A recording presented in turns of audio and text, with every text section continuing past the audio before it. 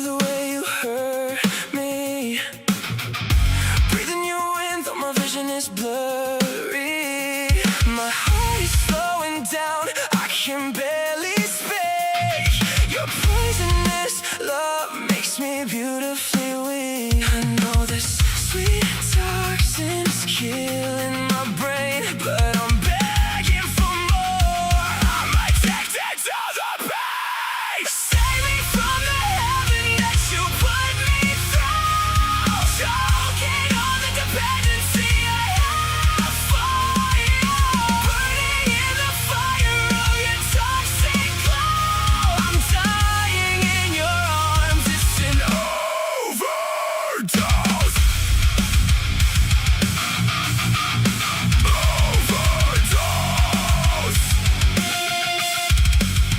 Can't feel my fingers, the room starts to spin. Crawling right back to the warmth of your skin. You are the sickness and you are the cure, dragging me down where the water's impure. I know this sweet toxin is killing my brain, but I'm begging for more. I'm addicted to the pain. Save me from the heaven that you put me through. Choking on the dependency I have for you. Burning in the fire of your toxic glow. I'm dying in your arms, it's an overdose.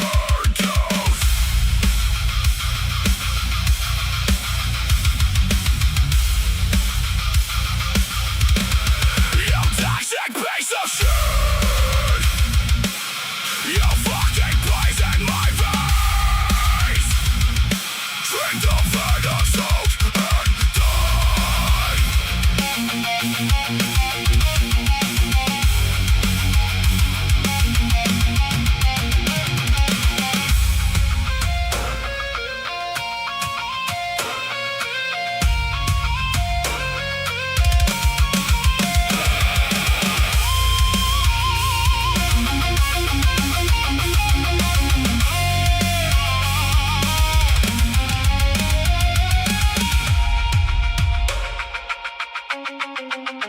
I know this sweet toxin is killing my brain, but I'm begging for more. I'm addicted to the pain. Save me from the heaven that you put me through. Choking on the dependency I have for you. Burning in the fire of your toxic glow. I'm dying in your arms, it's an overdose. Save me from the heaven that you put me through. Choking on the dependency I have for you. Burning in the fire of your toxic glow. I'm dying in your arms, it's an overdose. An overdose.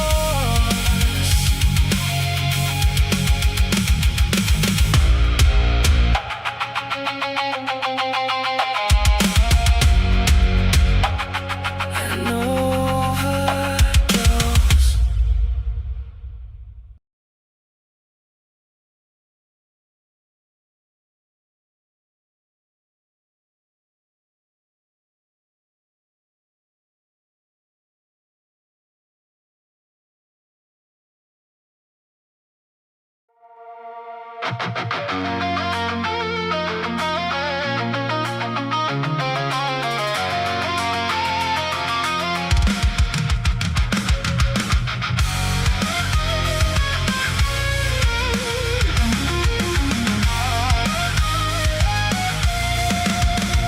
You had your scream the moment I walk in the room. Smiling at a text from someone else, I assume. I pour your coffee and I ask about your day. Swallowing the bitter truth I'm too afraid to say. I paint a perfect smile on this broken face of mine.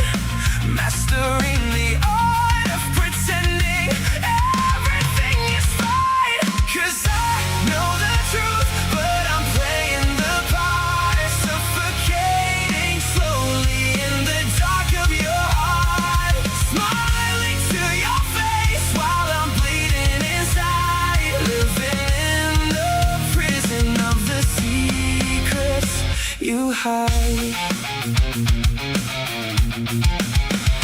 Smell the sweet perfume lingering on your clothes. A toxic little fragrance that everybody knows. You kiss my cold cheek and I pretend to be blind. Trapped in the wreckage of my own losing mind. I watch you lie with those beautifully dishonest eyes, drowning in the silence of my own unsaid goodbyes. 'Cause I know the truth, but I'm playing the part, suffocating slowly in the dark of your heart. Smiling to your face while I'm bleeding inside, living in the prison of the secrets you hide. You hide.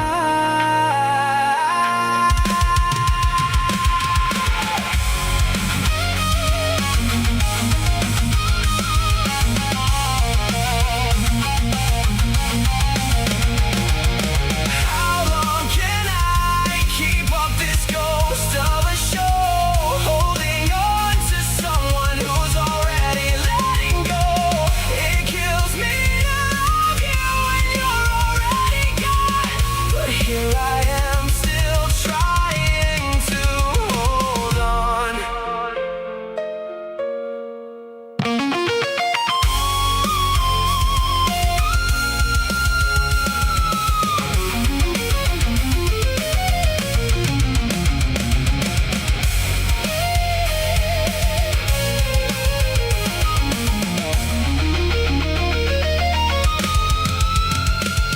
Cause I know the truth, but I'm playing the part, suffocating slowly in the dark of your heart. Smiling to your face while I'm bleeding inside, living in the prison of the secrets you hide. 'Cause I know the truth, but I'm playing the part, suffocating slowly in the dark of your heart. Smiling to your face while I'm bleeding inside, living in the prison of the secrets you hide.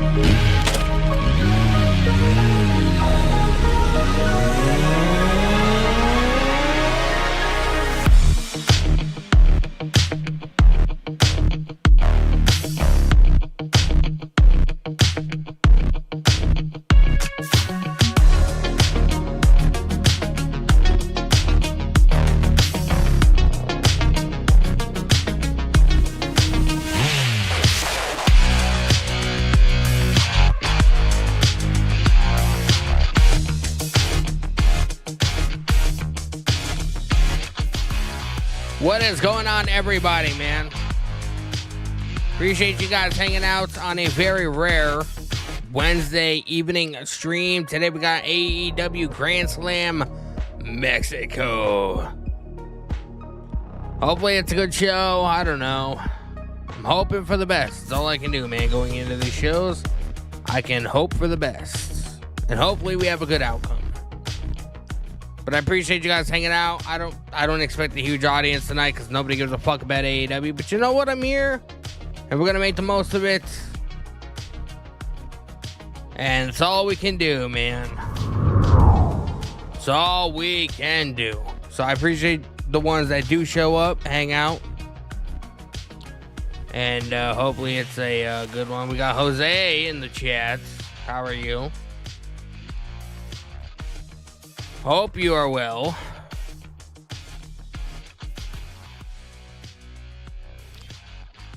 This is sort of a little test stream for me, man. Because all I hear on social media and all I hear is on different podcasts and content creators and stuff like that saying that nobody likes AEW content. The views are shit. Nobody cares about it. Nobody wants, nobody wants to interact. Nobody wants to do this. Nobody wants to do that. So, man, is it true? Is this stream gonna totally bomb because AEW is the most boring fucking thing on this planet? We're gonna see. I mean, it's not looking that good. We only got one person in the chat, man, so it's not looking fucking good.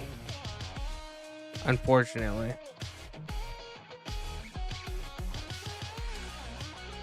Unfortunately, but I'll wait a little bit. We have a couple minutes before the show actually begins.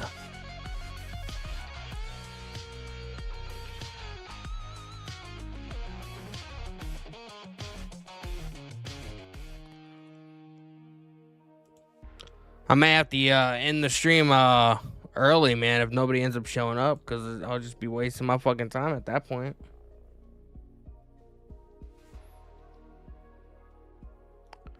It is what it is, but I do appreciate everybody that does show up.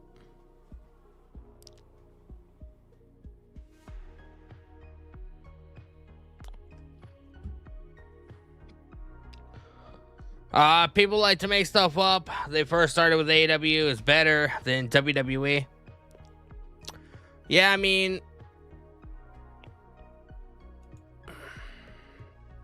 I wouldn't necessarily say people are making it up, because I mean, if this was Monday Night Raw, or if this was a SmackDown stream or something like that, like I would already have like 13 to 14 people in the chat in the stream, and my current viewership right now is 2. So, nobody gives a shit about AEW, man. So, like, if the viewership stays this low, I will be forced to end the stream early, because it'll be a waste of time at that point. You know what I mean? So we'll see. I'll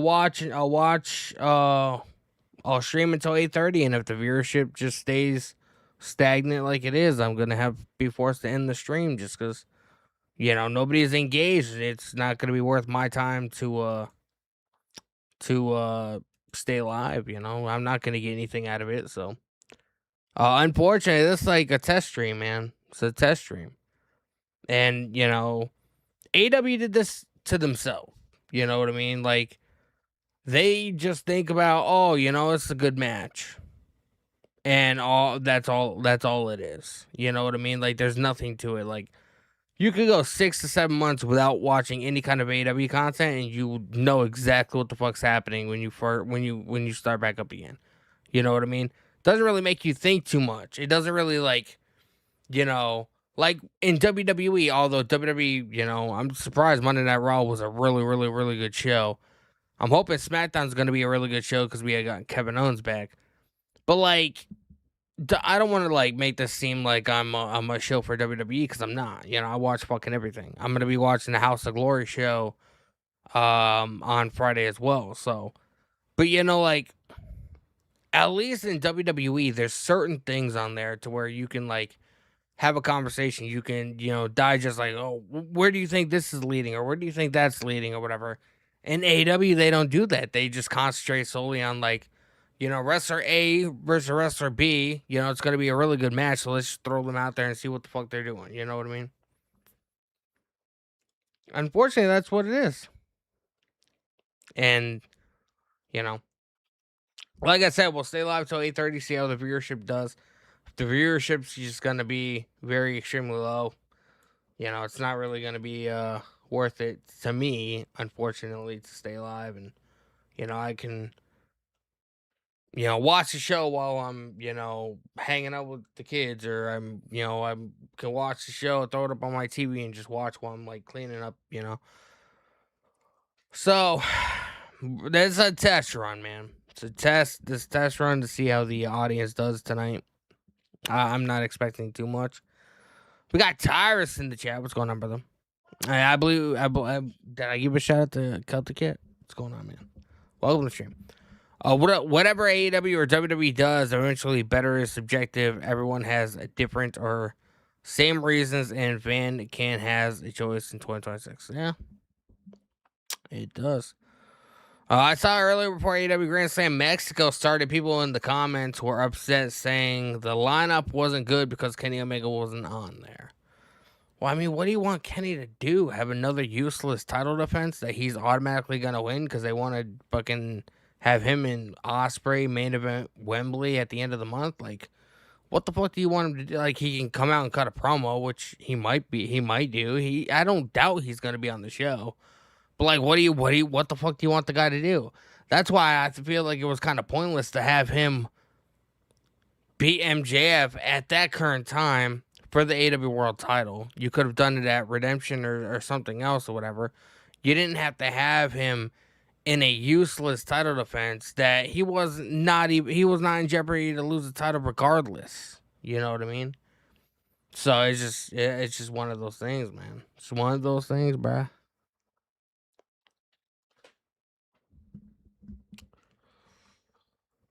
But I appreciate you guys hanging out. Hope you guys are well. Super chats are open.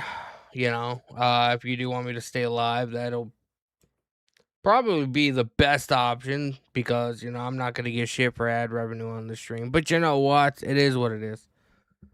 So super chats are open. Get them on in. Hang out as long as you guys want to hang out, and we'll go over all your questions and anything you guys want to send in via super chat. And we'll have a conversation, man. Talk about whatever you guys want to talk about. Fuck it. If you guys want to talk about WWE, we'll talk about WWE. I'm really looking forward to SmackDown on Friday, and I can't believe I'm actually saying that because Kevin Owens is back. And, bro, I just watched earlier today.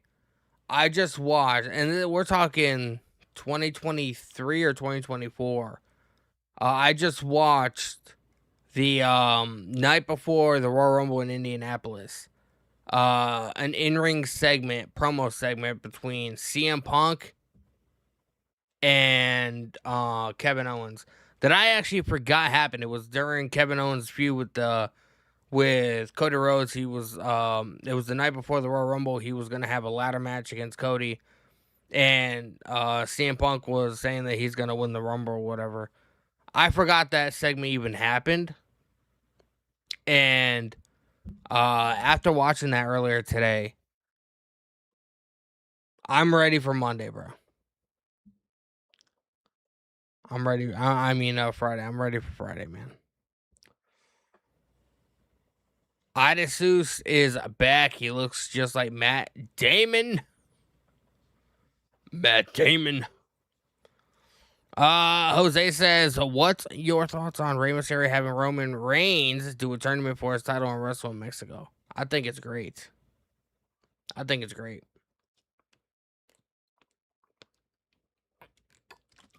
Because, like, you have to do stuff with Roman Reigns, you know, because, like, if he is going to be having this match with LA Knight. I do think that happens at Money in the Bank. I feel like at the moment his WrestleMania match is going to be Obafemi. I'm pretty sure it's pretty much safe to say at this stage right now. But we're like 8 months away from WrestleMania season. You know what I mean? So like, what do you do for 8 months? You know, you got to put Roman and have Roman do some stuff, whatever. And like, if Undertaker, who is the head of creative for AAA, if he is involved at all in creative and, you know, putting this thing together, I have all the faith in the world that it'll be successful. So I'm looking forward to seeing what they do. I talked to Donnie about it earlier. He was upset about it because he finds it pointless or whatever. But yeah, I actually like it, man. Could you guys imagine Penta or Rey Fenix or Dragon Lee or like against Roman Reigns, you know, getting that Roman Reigns rub, being able to get, you know, feel that aura, as the kids say? I'm down for it, bro. Kevin Owens must have his own Odyssey coming back. Yeah. He must, man. He must. I don't know. I can't believe I'm actually excited for a SmackDown, but I'm excited as fuck for Friday. It's gonna be awesome. And hopefully we get something good, man. I've been scrolling on Twitter all day and I've been seeing things about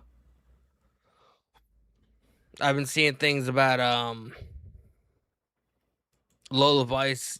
She's finally leaving NXT, which is good. She's gonna be coming up to the main roster, so I'm looking forward to that. I do want to send a shout out to Gabby Forza, man. This came out 8 hours ago. 8 hours ago via TNA. Breaking: the Nomi has signed with TNA as first reported by Instinct Culture. Full details at TNAWrestling.com. Gabby Forza officially in TNA. If you guys don't know Gabby Forza, oh boy.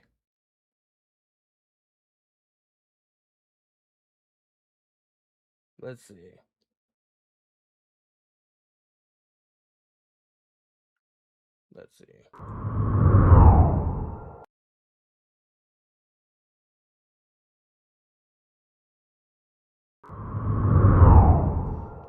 Hold on, man. I gotta.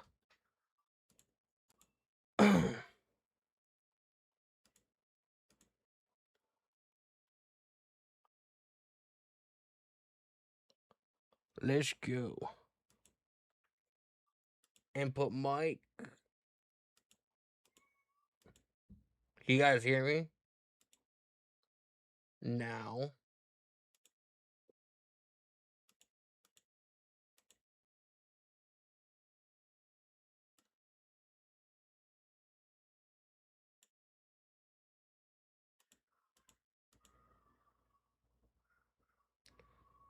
There we go, man. Hold on.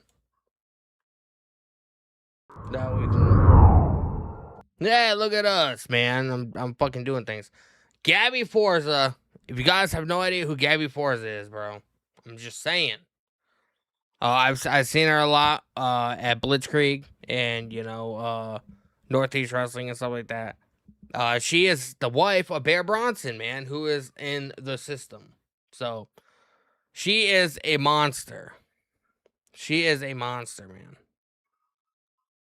Like I don't know any other way to put it. She is a fucking absolute demon. So she is officially signed to TNA. It's gonna be awesome, and I'm looking forward to seeing what she does, man. So it's gonna be awesome, bro. It's gonna be awesome. Congratulations to Gabby. She is now gonna be wrestling alongside her hubby, Mr. Bear Bronson.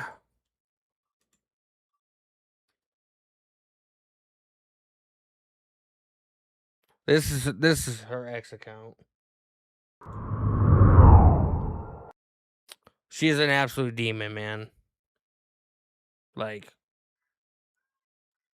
Gabby Forza, man.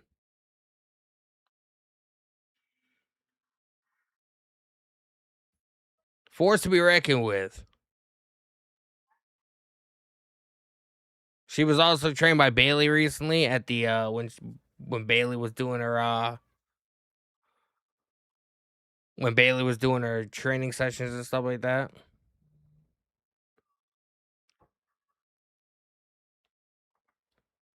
Bro, absolute fucking maniac, bro.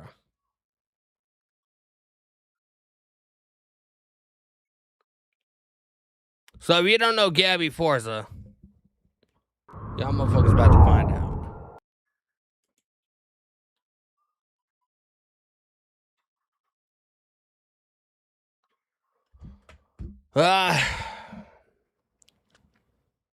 I wonder if Robert Stone is bringing someone from TNA since they mentioned free agent Marsade, who just became a free agent, or Enzo. The thing is, why would it be Enzo? Like with Big Cass being on the main roster, like why would they bring Enzo to NXT instead of bringing them up to the main roster and being with Big Cass. You know what I mean? Like, it's just they used to team up on the Indies. I saw them in Northeast Wrestling a couple years ago in Connecticut. They were in the main event against Matt and Jeff Hardy, so that was pretty cool. I think I have it in one of my vlogs or whatever. So I don't think it's in though. Any TNA pay-per-views on the horizon for you, Danny? I'm pretty sure I'll be live for Lockdown at the end, sometime this month. It's on a Sunday, so I would imagine it's a pay-per-view. I'm not sure, but the Hardys are gonna be defending their TNA tag team titles against Nick Nemeth and Ryan Nemeth. So I'm looking forward to that. Looking forward to that, man. So I plan on doing that. I don't know what else is on the show. But so that is on the horizon. I want to say it's the Sunday before All In. Because All In's November 30th, which is a Sunday, I think. So other than that, man.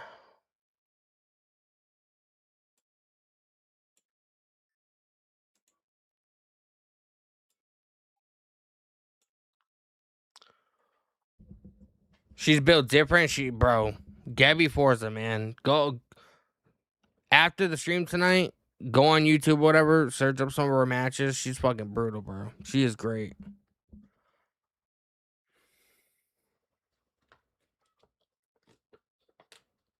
And she got charisma.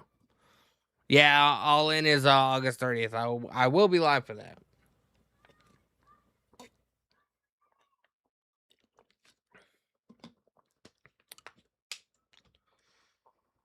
I will be live for that. AEW is going to be starting momentarily.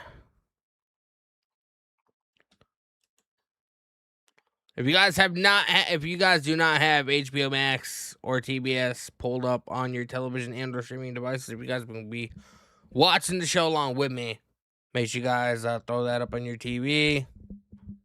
And show should be starting in a moment. So in a moment.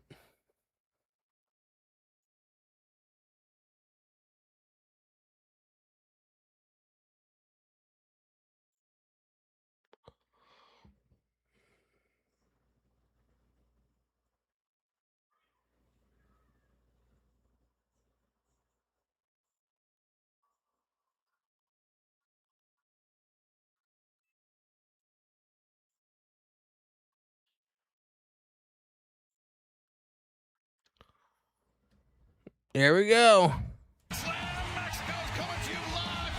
This is a cool stage.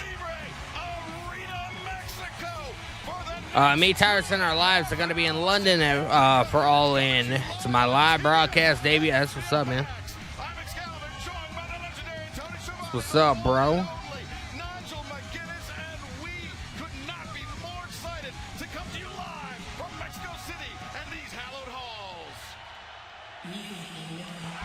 We got Copeland.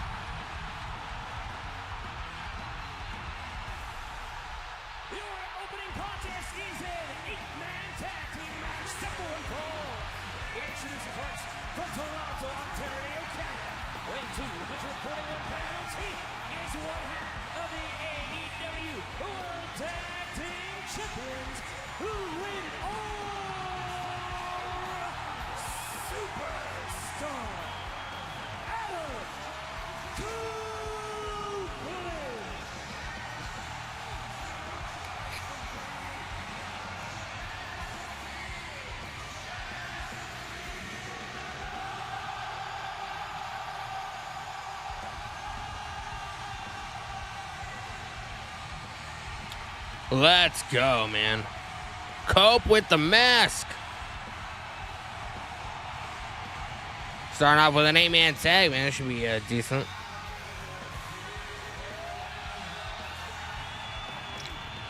I saw MJF's devil mask somebody was wearing in the crowd.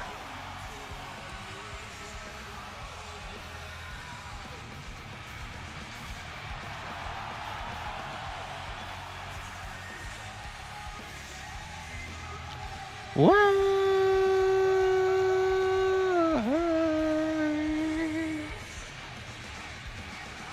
this day, I did see Rey Mysterio's announcement today, bro.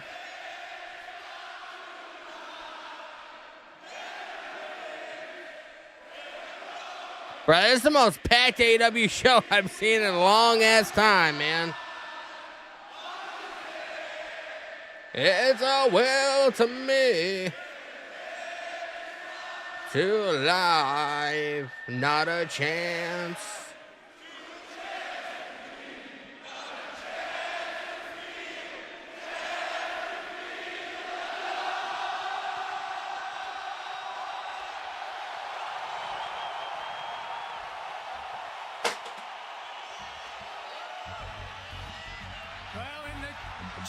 Oh my God, here comes my father.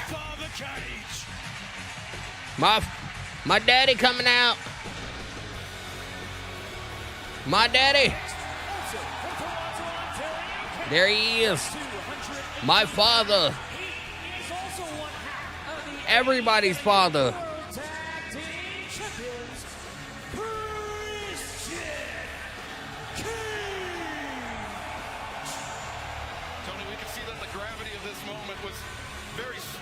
For the rated R superstar Adam Copeland, a true bucket list item for him to compete in Arena Mexico. Christian Cage doesn't seem too bothered. The Mysticos singing from the pants is gonna be wild.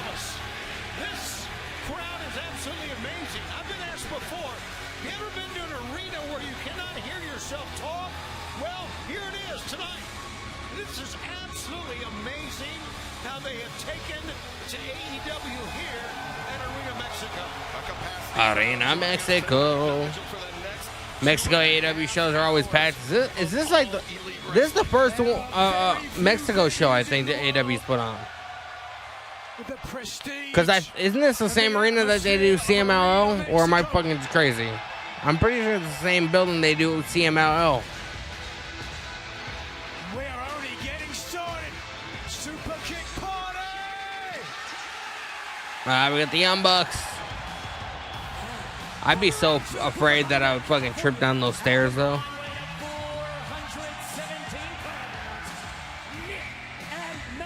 Nick and Matt Jackson.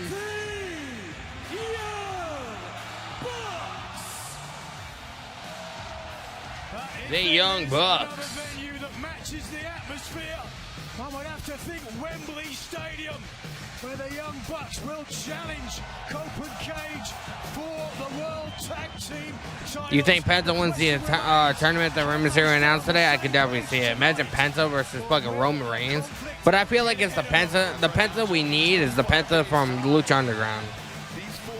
You know what I mean? He needs to have that mindset. He needs to have that, like, you know. He needs that side of himself to wake up. Because, like, you can kind of tell that the Penta that we get is not the same Penta that was, like, in, you know, breaking everybody's arms and shit in Lucha Underground. We got the Death Riders. The Death Riders.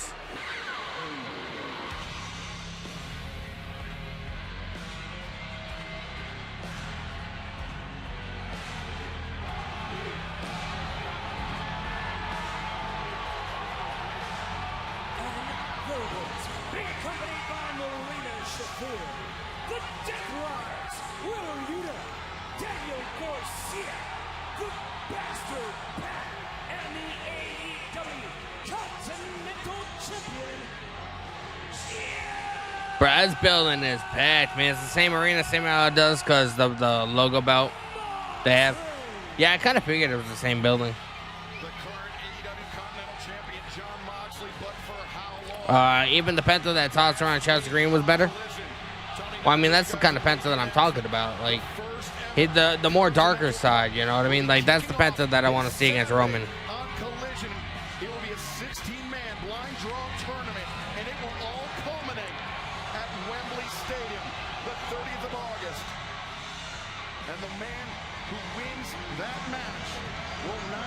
Mox is ready. But will also become Continental Champion. It all starts this Saturday You're so ready for Raw and SmackDown next month? They're not going to be in this building, bro. They're not going to be in this building. Against Jack Perry next week in Las Vegas. Nigel, it's a very crowded field. It's an absolutely loaded field. But who do you think is the favorite to win the Continental Cup? It's hard to bet against the current champion. John Moxley has shown through the Continental Classic in the Continental Classic. no outside interference. Yes, always I'm looking forward to SmackDown on Friday, man, because Kevin Owens and CM Punk are going to have a face-to-face, and it's going to be fucking awesome, man. Competing in the Continental Cup, facing Katsuyori Shibata in first-round action. It is going to be tremendous. There's no doubt about that over the next couple of weeks. Less than 25 days now. But tonight, Less than is going to be a 25 night, days. And I can just feel it that we are going to never forget. We are what, We're out with his soccer jersey on, showing off the fans here in Mexico. The Three Lions, harkening back to, of course, the World Cup. We're like But 23 here we days go. away from What an All In, aren't we? atmosphere. 23, And 24. The greatest athletes in the world are right here tonight.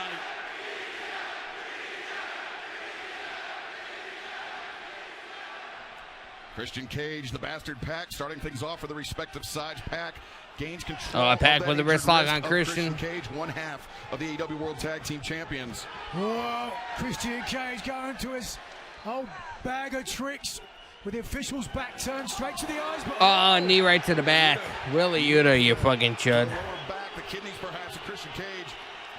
and here we go. Willie Yuta's a fucking chud. Everybody. Watson. We've got a Donnybrook on our hands, gentlemen. Not surprising at all that we would start out this, because another thing that's going on here, because of the crowd and the sound and the excitement, it fires the wrestlers up. Oh, Nice teamwork there by the Young Bucks and Christian Cage. Cope waiting and Cope, look at this double team. combination offense from the tag team Let's champions. go, man. Matt and Nick Jackson, I believe, have spotted some of the Death Riders on the outside. Matt Jackson through the ropes, takes down Wheeler Yuta. And Nick Jackson splits the uprights. Ah, Christian's up on top. John Moxley for Oh, good wait a measure. second. I love how everybody's fighting and Adam Copeland's just chilling on the apron like, I'm just going to wait my turn, man. Instead, everybody gets fired up. I'm not going to do more than I have to. Going cautiously. I'm an old man.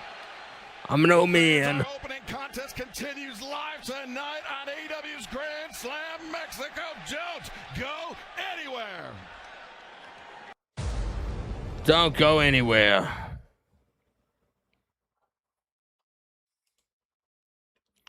We're in a commercial break, man.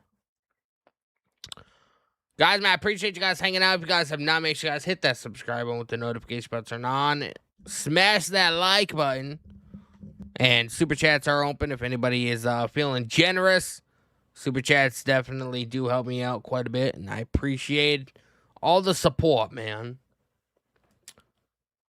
So, old man Cope, he's just everybody else is fighting, he's just chilling on the fucking apron line. I'm just gonna wait my turn, man. I'm not gonna exert myself. I'm not gonna do more than I have to. You know what I mean? That's what he's doing, bruh.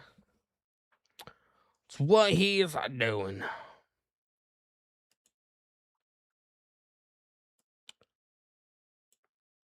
I appreciate you guys tuning in and hanging out with me. AEW tends, especially like the Dynamites, tend to be my lowest viewed streams. Like, I mean, if this was like, you know, SmackDown or something right now, I'd have like almost 30 people in here. But I appreciate you guys showing up, man.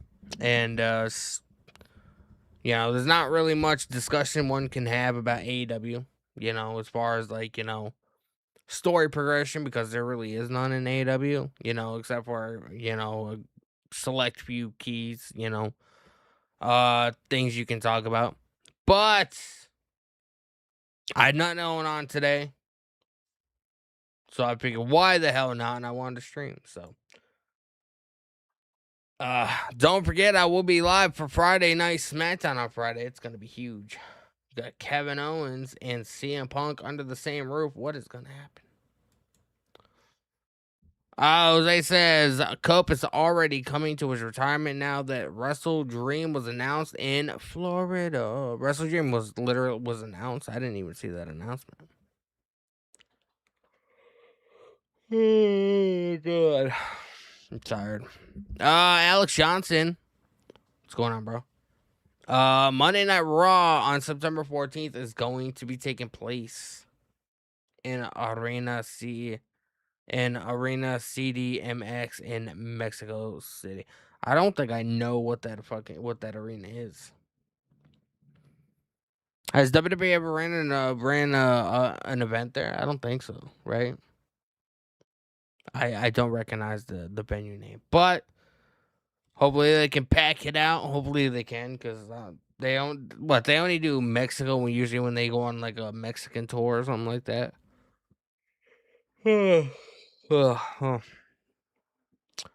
W79, I'm hoping that Willow keeps the women's championship away from Mercedes. We'll see. They're facing each other at All In. Mexico, we are sold out tonight in the Cathedral of Lucha Libre Arena, Mexico. We are kicking. Bro, when was the last time you heard that AEW sold out a show, man? The Death Riders, their team. I think the last one was what, Double or Nothing. Has been the story of this match. Yeah, look at the Death Riders. Many people on the same page, led by John Moxley. They're the so-called dark horses and the perfect soldier in Pac. This could be over soon. German suplex. Nick Jackson has been taking the brunt of the punishment for his side over the last few moments. Dragon Slayer inside the ring, and no relief for Nick Jackson. His partners, his brother Matt, the Rated R Superstar. Wednesdays I work night shifts, but I do more security checks. I can watch, but I barely can send a comment. It's all good, bro. Let's remember, as we mentioned, that but I'll always be on Wednesdays if Danny is live. Well, I appreciate that, man. I'm not saying this is gonna be a weekly thing or whatever, but I'll do it when I can, especially for these big shows. Nick Jackson moving with ease, moving with grace, as he always tends to do. Moxie wants to tag. Looking for the relief in the Death Riders corner, but a bit of momentary confusion, Tony. I think you're right about maybe a little bit of... Copeland and Mox get the tag. Listen to the crowd. In comes the Rated R Superstar, Adam. Nice clothesline. Another clothesline. Another clothesline. And Cope now right hands from Moxley, right hands for the bastard Pac. An uphill battle for Copeland, but he's comporting himself well. Double clothesline to Mox and Pac. Great shape. Turn around. Cutter by Moxley. Did I see the trailer for Violent Night 2? I did not. I know it was released, but I haven't seen it yet. Is Moxley gonna spear Adam? Perhaps. Moxley lining up. Copeland could be thinking a spear, but no. Copeland was ready for it. And the splash across the nice back. splash on Mox. Here comes Christian. Absolutely. This is opponent next week in Vegas. 1 week from tonight, Dynamite in Vegas. Moxley, Jack Perry opening round action in the Continental Cup tournament, and Moxley doesn't know if he's coming or going. He's getting bounced around by both the EW World Tag Team Champions and the team that will challenge for those titles in Wembley Stadium. Oh my God, look at Copeland fell. John Moxley. Shout out to Rey Mysterio. And now Christian Cage. Oh, he's going to go up top. Christian Cage up to the top. Diving headbutt. Matt Jackson drops the elbow. John Moxley in some deep water here. Death Riders trying to come to the aid of their leader, but Moxley just outnumbered 4-1. The Death Rider's not looking that high right now, bro. 4 against 1. Oh, he got kicked in the balls. Looking the other way.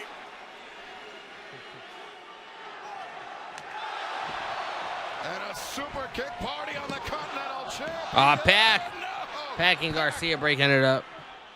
Pac and Garcia there in time to save this match for the Death Riders. And Nigel, you bring up a good point. John Moxley's taking a lot of punishment.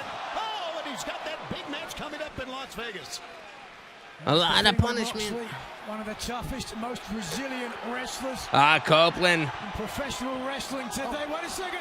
Moxley was looking for Death Rider, but instead, Cole. Impaler DDT.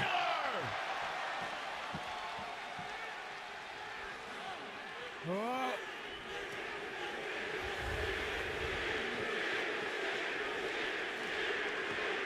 They're calling for it. Wait a second, Marina. Oh, Marina Shabir. They weren't calling for that. A handful of hair with Christian Cage. Drags the problem, Marina Shafir down. Oh. Oh my. Wow. I believe that's called some sort of punch, but I'm not sure quite on the nomenclature. Chris Gage, man, he's got no chill. He's like, I don't give a fuck. Not above kicking anyone low. Doesn't get much lower than that. Boy, you're right. Oh, Busaigo knee. Wheeler Yuta. Wild swing. On Crit here. Cage thinking kill switch. Yuta trying to fight it off, but instead Garcia. And Yuta. Another Busaigo That's knee. teamwork. But the Young Bucks answer with the super kicks. 15% there for Matt and Nick Jackson. Yuta, the hammer throw sends Matt into the corner, elevates up and over. Nick waiting for him with the super kick and assisted slice bread, knee strike. Garcia bought the feint, ate the DDT, and the Young Bucks standing tall. The fans are digging every bit of it. Uh-oh. Oh. Oh, in the grasp of Pac. Release Jarvis. Let's go. Pac, but Copeland. Moxley's got Cope. looking for Nice escape. Yep. Roll up to Moxley Mox breaks kicked free. out. Moxley loads up that lariat. Cope ducks Spear. underneath. This is it. This is it. No, the referee's distracted by Yuta. Referee's distracted by Yuta. This match were not for Wheeler Yuta. We will never know. Bro, that would have been it, man. Oh, Right hand drops Yuta. Meanwhile, inside the ring, Pac. The hammer throw on Copeland. Copeland ducks under Pac. Oh. Right into Matt Jackson. Oh, Roll up. Moxley, he's got a handful of tries. Moxley got the tights, man. Rolled up Adam Copeland. Damn, Death Riders beats The inadvertent contact Cope between and Cage and Jackson Bucks. and Adam Copeland opened the door for John Moxley to steal this match for the Death Riders. another case in point why Moxley is so. That was a great call, though. I like that because He can snatch the at All In, we already know that Copeland and Christian are defending the tag titles against the Young Bucks. Copeland inadvertently hit one of the Young Bucks, house odds are on John not Moxley. realizing it, causing Moxley to be able to roll him up for the 1-2-3. So now the Young Bucks are going to blame Copeland on losing this match, but also Copeland can blame the Young Bucks for being in the way. Like, I like that. Tony, it seemed like the AEW World Tag Team Champions Cage and Cope were working well with the Young Bucks until the I like closing that, moments of man. match. Yeah, things really got a little confusing for him. But Nigel, back to your point, remember the Continental Cup, everyone's barred from ringside. So there'll be no Wheeler Yuta. Everyone's barred from ringside. We're having another tournament in AEW, A man. lot of implications for All In London tonight at Grand Slam Mexico, including the decision of who will come out as the #1 entrant in the men's casino gauntlet match. The winner, of course, earns a shot at the AEW World Championship. Tommaso Ciampa, Andrade El Idolo, and the high-flying Commander will face for that crucial #1 spot. Look at, they're arguing. And tonight, They're arguing, man. A Mexico City street fight. Will Ospreay will face Dunkzilla. Mark Davis, the man who just over a few months ago, Come on, Cope. won via doctor stoppage on Christian Will just walking Ospreay. away. Of course, Is Copeland going to get beat up by the Bucks? Nope. Kenny Omega for the AEW. Who's gonna be the heel in who's gonna be the heel in this situation? Coming up on the 30th of August. Copeland wants the microphone. Let's take a look at that very, very important matchup. No, I guess not. I thought Copeland was gonna be he's gonna want the Something that I want the wanted to microphone. say just to you, Will. Just to Do you, Will. remember when we made that promise together? Try our best, the one to become champions. I hope you haven't given up on that dream either. Does this look like Cage isn't happy. Cage is never happy, bro. in the moment I have no friends I can turn to? Christian Cage is never happy. He gave me an opportunity, and I didn't look at the guy that broke my neck. I look at him as a four-time world champion that could have took me to where I've always wanted to be. You pull the trigger, no matter who the target is. I didn't have the energy to fight back. There you were, holding my belt with a The energy to fight back. your feet. And the reason why it had taken so long for you to help me was because you thought about doing it yourself. Well, this is the trap. I had no idea they would do. I thought you my friend. I was your friend. And I have He's like, I was your friend. Bitch, when were you my friend? We've been fighting since we wrote the New Japan. You're gonna see it coming. Knock, knock, Capital One Bank guy. I just moved into the... We're at a commercial break, man. Appreciate you guys hanging out. Hope everybody is well. I'm actually pleasantly surprised with the kind of viewership that I'm getting tonight. You know, I don't usually get this many people for an AEW stream, so besides like a pay-per-view, but like I appreciate it. Alex Johnson, the first event under the WWE owning AAA to take place at Arena CDMX in Mexico City, was AAA in 2012.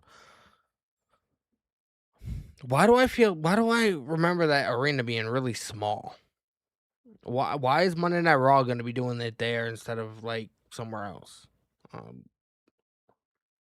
Unless I'm thinking about somewhere else, but I'm pretty sure I watched that AAA. I think I did. Maybe I didn't. I don't know.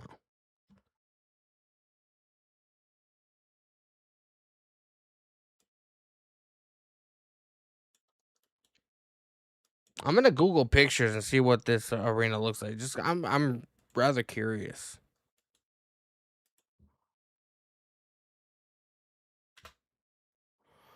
Oh, it's not. It's actually a lot bigger than I thought.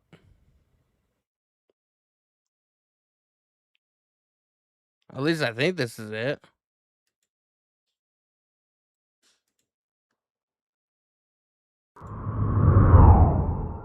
Is this it?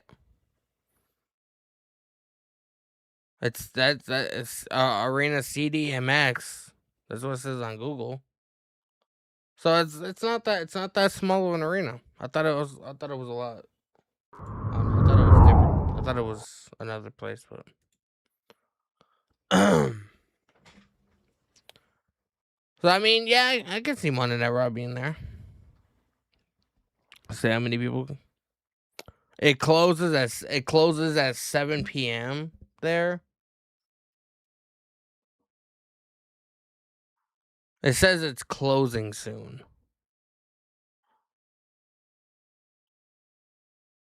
The total cost of the arena was $300 million. Damn. $300 million. If I had $300 million, bro, that would end most of the world's financial issues. That is crazy. That is crazy, man. You wouldn't have to work another day in your life.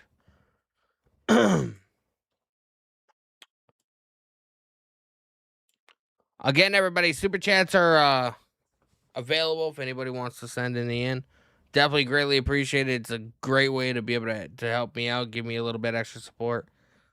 And I very much do appreciate everything, man. Tyrus says, I love face versus face feuds in AEW. They do it much better than WWE. Yeah, but you usually, I find that if you don't have a heel versus face, it's very hard for the fans to know who to root for. And it just ends up becoming noise at that point. You know what I mean?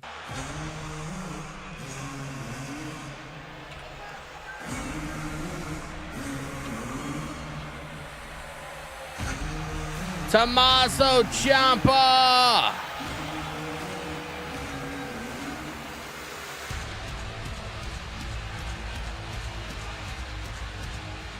This is a three-way bout to determine the first spot at the Casino Gauntlet match at All in London.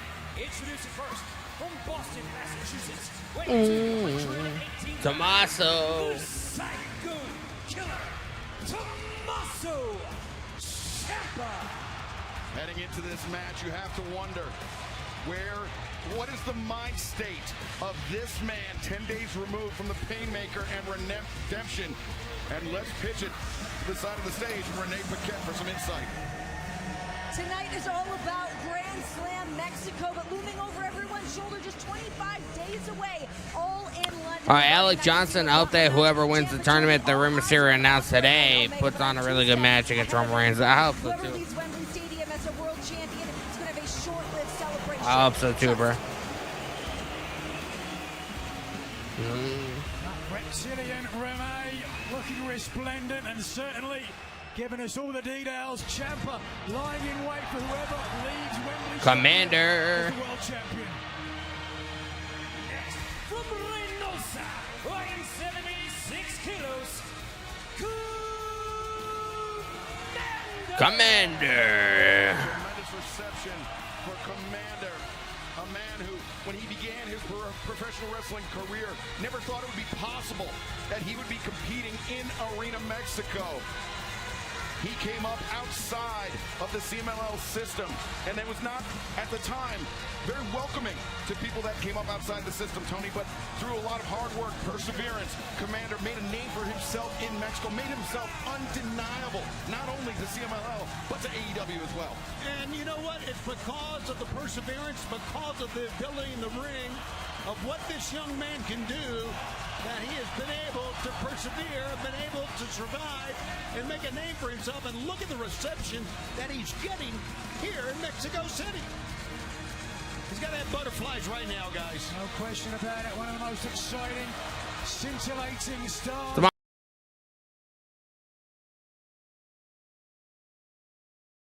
Does not look too impressed. Ciampa's like, yeah, I'm not impressed, bro. I'm not impressed, man. Andrade El Idolo.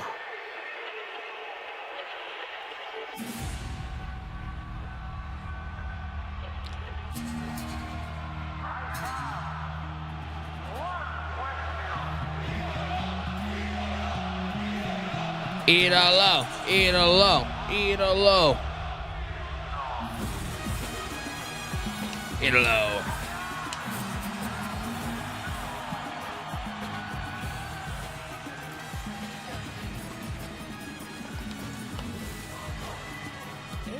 From Gomez Palacio Durango, weighing 141 pounds, he is the AEW National Champion, Andrade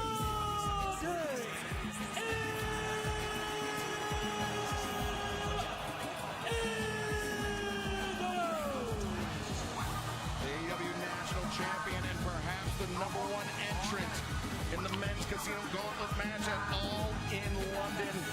The winner of that match will earn a shot at the AEW World Championship. But right now, let's check in with our Spanish announce team. Take it away, guys.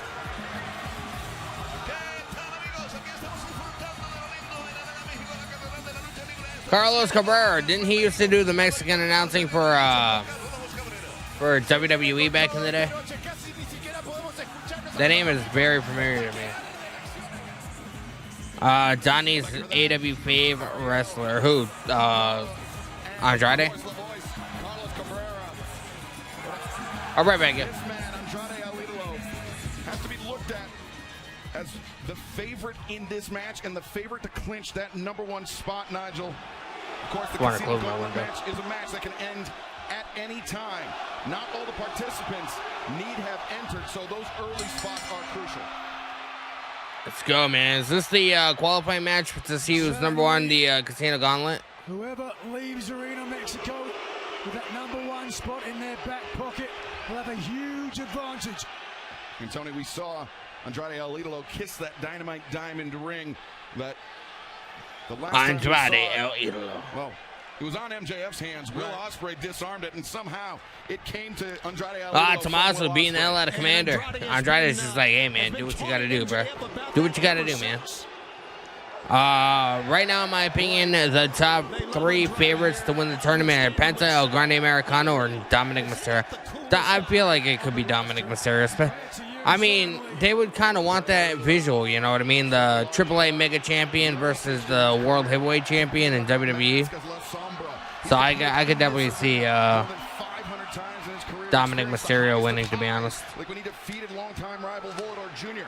to win the CMLL World. We got Rage Circus in the live YouTube chat. What's going on, brother? Opening match was heat, bro. It was. And I'm surprised, man, at the end of the match with the whole Copeland inadvertently hitting the Bucks as he was going off the rope and then getting pinned by Mox.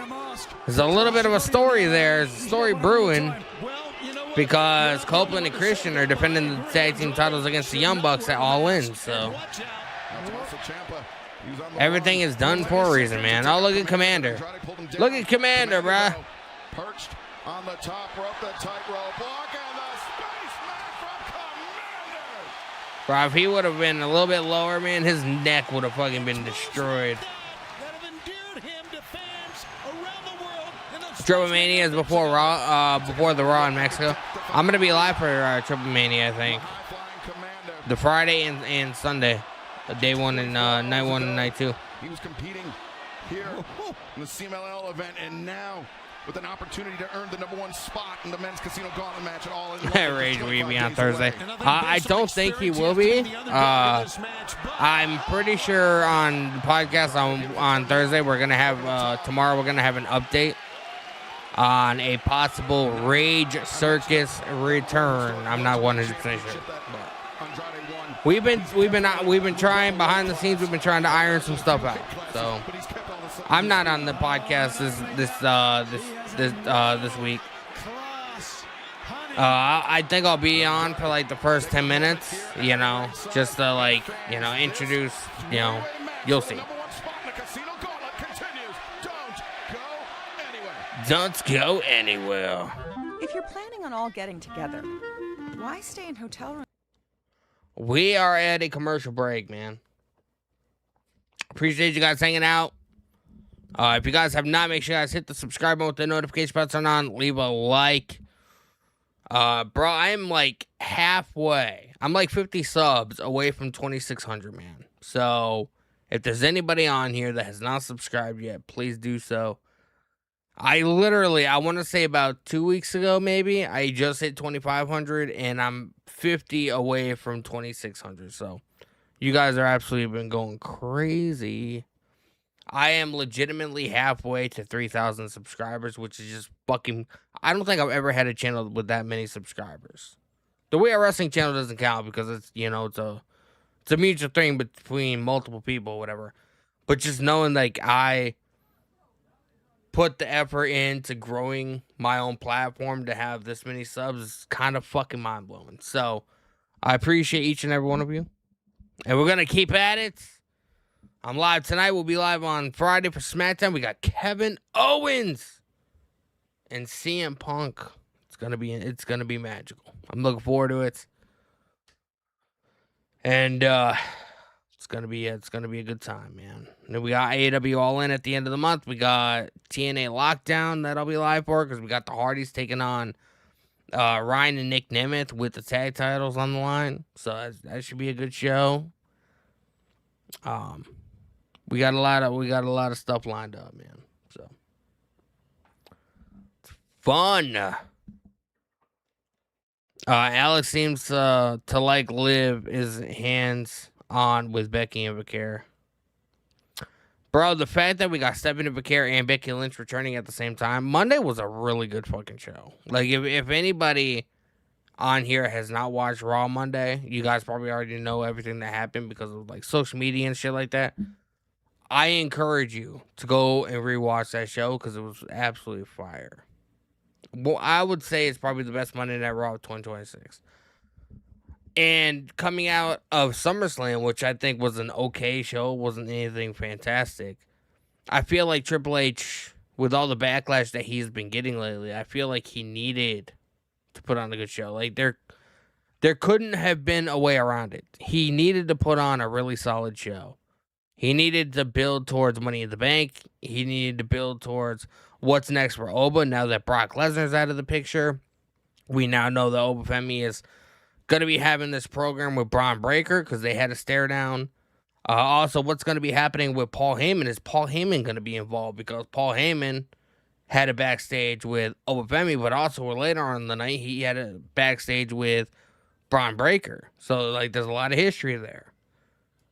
You know what I mean? Like, what's going to be happening there? It was just a really solid show. And they're actually giving LA Knight purpose, which is always fire. Just before we came back from break, we saw some scintillating action. Tommaso Ciampa, a massive knee striker. Tommaso Ciampa's great, bro. I think this is gonna set up a triple threat match for Liv, Stephanie McMahon, and Becky for the title on the line. I could definitely see that being a possibility. Yeah, Tommaso Ciampa has proved it. I actually would like Becky Lynch to win. It's been a while since she had a world title. Like, she had the Intercontinental title for a while, like, but it's been a couple years since she was world champion. So I would like to kind of see that. Nice cable by Andrade El Idolo. What poise. Oh, wait a second. Belt buckle. I just saw a lady at Bro, look at all the Mexican people going fucking crazy, bro. Mexico is just built different, man. Convulsions right now. Somebody get her phone. Look at that young girl with her fucking phone. Let me see. Fucking weirdos, man. And then she lost his mask, and this building seems to have lost his pants as well. Oh, Commander. He doesn't lose his trunks as well. He's going for the three amigos. Eddie Guerrero. Pivots over. 2. And now. Viva la raza. Let's get him, yeah. Shout out to Eddie Guerrero. Fucking legend. Bro, that's one match I'm mad that we're never going to be able to get, man. Andrade. Can you imagine Andrade versus Eddie Guerrero? Bro, that match would have been fucking generational. Well, as now Andrade to the top. But oh my God. Tommaso was like, fuck you. Very Commander getting thrown out. Looking to carve the field in half. Oh my God, massive knee. Commander attempted to charge back, right back into the fray, but Ciampa was ready for him. Tommaso has the pants. Ciampa to wear an American flag. Wait a second. Oh my God. This dude, he's beating up the pants. Okay, unforced error by Ciampa, Tony. Yeah, it's right. Bro, he's getting heat, man. Beating up Andrade's pants. He's wild, bro. Well, you know what? It's covering the pants. Oh! Commander came in the 450. Ciampa spotted him, and now looking for Project Ciampa on Commander. Oh! He was. Ciampa floats over. 1, 2. Commander kicks out. Andrade's still down, bro. He hit hard. The Casino Gauntlet will let the winner challenge for the world title whenever he wants within a 1-week notice. So much is on the line. That's why I'm surprised Tommaso took that route. Well, it was 2 years ago, the last time in Wembley Stadium, that Christian Cage earned that title opportunity and took his sweet time. I'll be right back, yo. Right now, Andrade El Idolo not taking his time. He wants to get this match over as soon as possible. Andrade not content with just being the AEW National Champion. He wants the richest prize in our sport. He wants the winner of Kenny Omega and Will Ospreay at Wembley Stadium. He wants to become the AEW World Champion as well. Oh, Commander! Oh, beautiful Escalera by Commander, the reverse Hurricane Rana. Now Commander up to the top. Ciampa, though. Oh, into the Thought the mouth wife of the was lion. Oh, that's it. That's it. Ciampa 1, covers. 2. No. Oh, Commander kicked out. Shows his drive, shows his quality. I don't know how the kid got out of that, and neither does Ciampa. My wife was explaining wrestling during her hospital shift to the other nurses that are watching Raw. She's excited for Liv, Becky, Vaquer. I created a monster. Oh, God, man. Well, I mean, it's a monster, bro. You kind of deserve that. Oh, Commander breaking it up.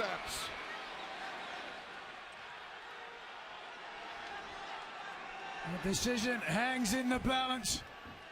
Hammer through reverse, Commander. Avoids, but doesn't avoid the grip of Ciampa! Dia de los Muertos! Not Andrade's intended target, but still wiped out Ciampa. Oh my God, massive poison Rana. Into reverse Hurricane Rana. This kid can win. Commander. He's going for it. Ay, sí, lindo. No. Andrade. Damn. Center of the ring. 1, 2. Andrade El Idolo coming out the victor. Taking out Commander. That was spectacular, guys. Spectacular. A tremendous sequence by Commander. Very nearly captured the #1 spot, but the timing of that man, Andrade El Idolo, means he will be the first to the ring in Wembley Stadium just 25 days from now. And speaking of the ring, Nigel. He's got MJF's ring, bro. That used to belong to MJF. Now will accompany Andrade across the ocean. Let's take a look. A thing of beauty here from Commander. Really took a big risk, but right when the opportunity presented itself, Andrade El Idolo slid the young man into his DMs. Wembley Stadium, lock up your wives and daughters. Andrade is on his way. Great. Andrade's on his way, man. And Andrade taking a moment. Andrade's got the mic. This return to Arena Mexico. Estoy muy orgulloso de regresar a casa.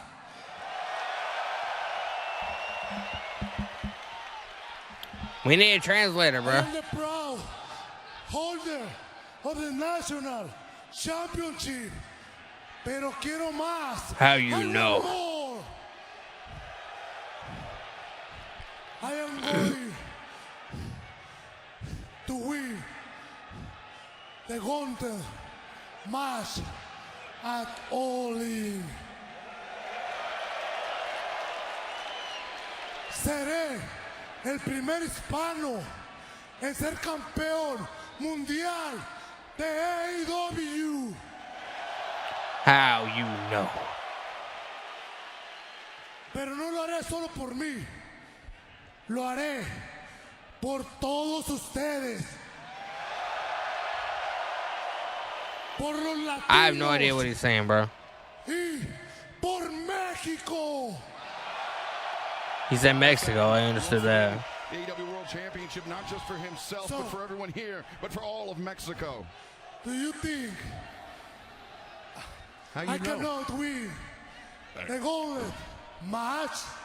You think I cannot be AEW World Champion? It's gonna happen, bro, at some point. Les tengo una pregunta. I have one question. How you know? How you know? How you know? How you know? How you know? How you know? How you know? How you know? How you know? MJF! The GOAT returns! Dun, dun, dun, dun, dun, dun, dun, dun, dun. The GOAT returns! Oh, there he is! Wait a second. From behind. Oh! MJF. MJF's like, motherfucker, I'm the real champion. Where did he come from? MJF from the crowd. Attacking. MJF taking out Andrade. And that's his. I think he took back. Yeah, he took back the Dynamite Diamond Ring from Andrade. Possession is 9/10 of the law. Oh, baloney. First time we've seen MJF since Beach Break. First time in my Oh! And a right hand. Looks like we're getting Andrade or MJF in the gauntlet match. We got to be doing this match somewhere, man. If we're not going to be having a one-on-one match, and Andrade's going to be in the gauntlet match, I would imagine MJF is going to want to be in the gauntlet match as well. You can't keep your biggest star off of your biggest show. Yeah, that triple B, as he likes to call it. Oh, he busted Andrade open. Champion for a reason, of course. Kenny Omega is the AEW. Andrade busted open by MJF. Unleashed on the head of Andrade. You want to take what's mine? You want to take what's mine? Oh! Bro, right into Commander. Commander just getting fucked with. Commander just keeps getting fucked with, man. But what champion is he gonna? He's gonna have to rebound here. Someone get that piece of trash from this piece of shit country Damn. out of this arena right now.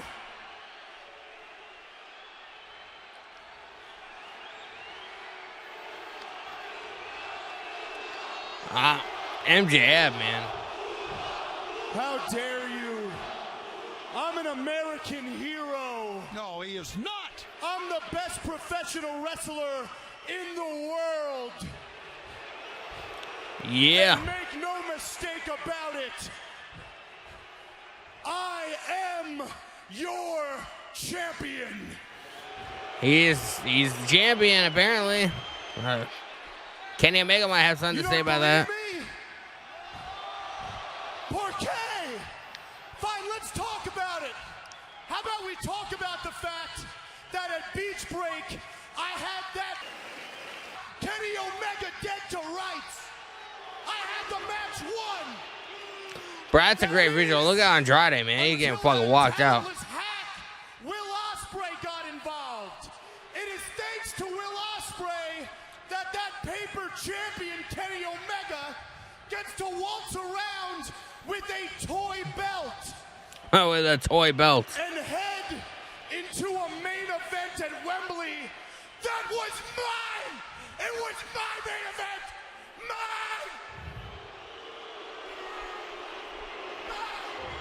Mine! Max is throwing a tantrum. Max is throwing a tantrum. But you know what? I don't care. Bro. I don't care.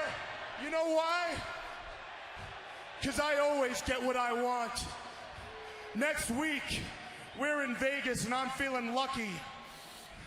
There is a gauntlet qualifying match for the Casino Gauntlet match at All In for the number 2 spot. I'm going to enter that match. I'm going to win that match.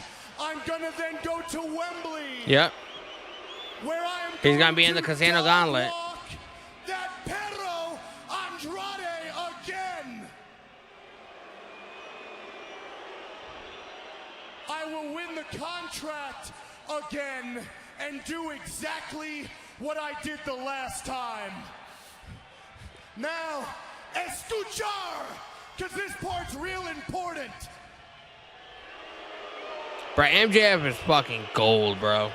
MJF is great. The only championship that should be recognized is the Triple B. And the only Triple champ that should B. be recognized is me. And after August 30th at All In with that fake main event, I don't give a damn if With the that winner's a fake best main Star event. Machine or an aerial assassin, because I am going to remind the world, whether you like it or not, I am your one true champion. In his mind only. But it Let's go, could be man. reality if MJF wins the qualifying match. Dun, dun, enters dun, at dun, number dun, 2, dun, dun. and then goes on to win MJF is fantastic, bro. at All In London, a match we know Andrade Alito will be entering at number 1. A delusional young man is what he is.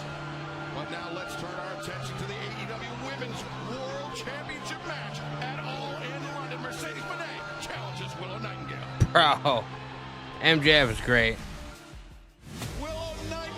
MJF is fantastic. MJF coming for the title he lost. I mean, do you really blame him? MJF's the biggest star that AEW currently has, man. So sign the damn contract. It is official at All in London, Wembley Stadium for that AEW Women's World Championship. It will be Willow Nightingale versus Willow. Mercedes Moné. I am not just going to take this title. I'm going to take that damn smile too. You want to talk about destiny? I've made history, honey. The Women's World Tag Team Champions, the Divine Dominion, teaming up with Mercedes Moné. Mercedes Moné. Here with Willow Nightingale. I'm going to find out whether Willow's smile is real or not. Well, coming up next, the champion Willow Nightingale teams the Brawling Birds. The Brawling Birds. Divine Dominion as Grand Slam Mexico rolls on. Say you get a home on Airbnb.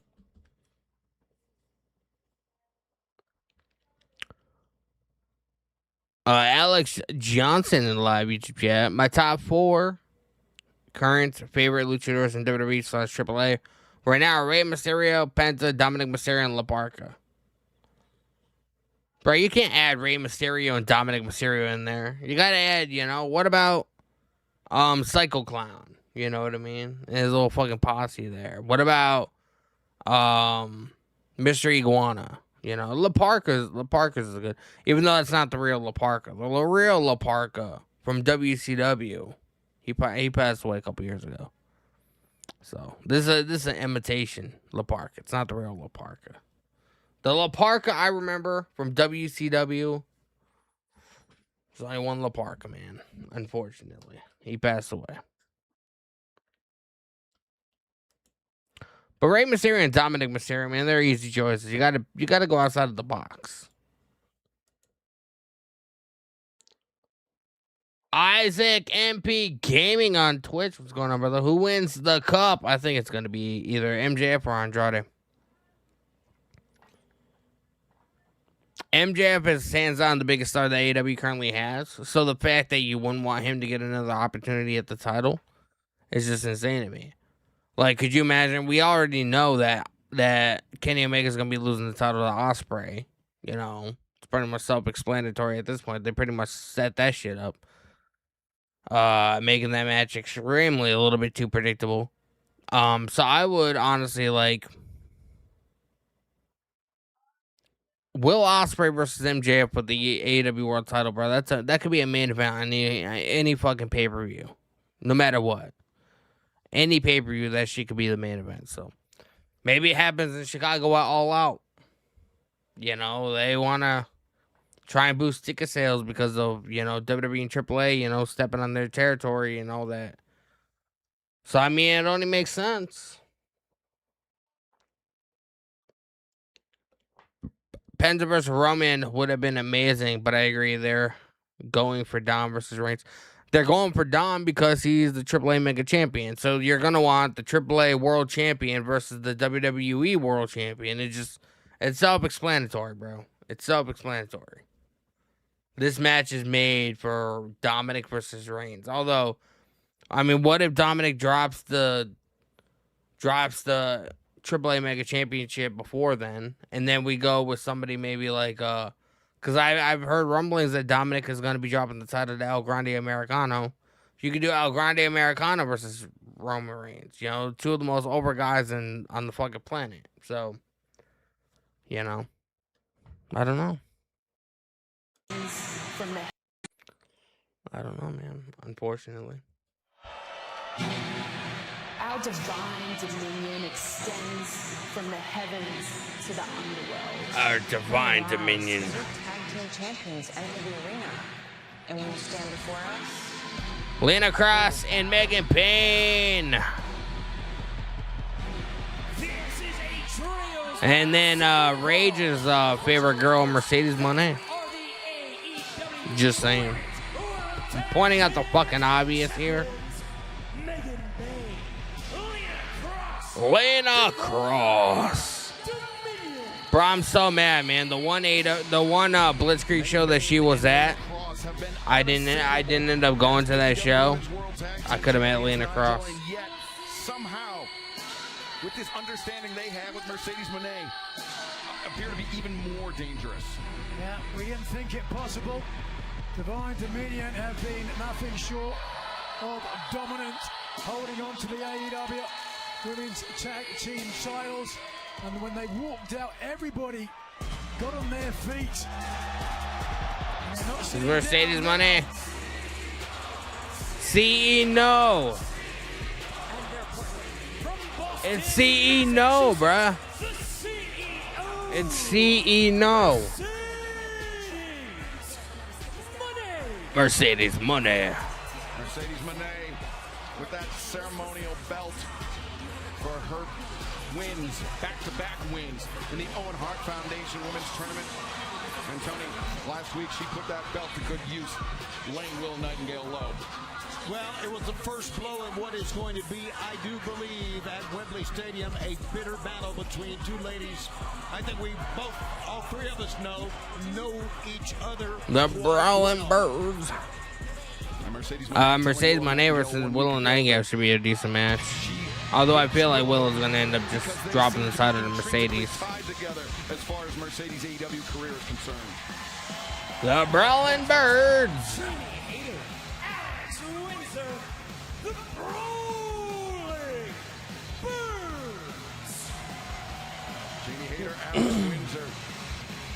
Such a weird fucking name, bro. They're like a knockoff female version of the Bar.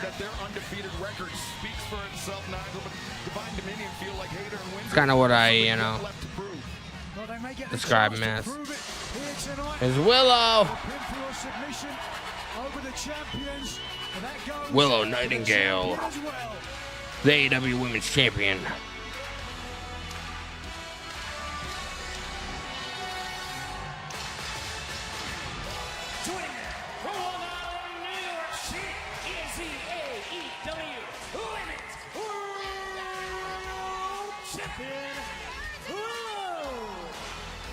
Nightingale. Face from Mercedes Moné and the reaction, watching Willow walk out. And Tony, 1 week ago in Detroit, it was an unforgettable moment to tears by the response for her win of the AEW Women's World Championship, but it was all spoiled by Mercedes. The Dapper Yapper still sells the most mid-Carter matches in a main event. Bro, Justin Roberts is phenomenal, man. I've been a fan of Justin Roberts since his WWE days. Her work cut out for her. And look at this. Willow wants to start, and she wants Mercedes to start with her. Mercedes doing the right thing. Willow, of course, very familiar with all three members of the opposition because it was Willow and Harley Cameron that were the inaugural AEW Women's World Tag Team Champions. They were defeated by Divine Dominion a few months ago. Whoa.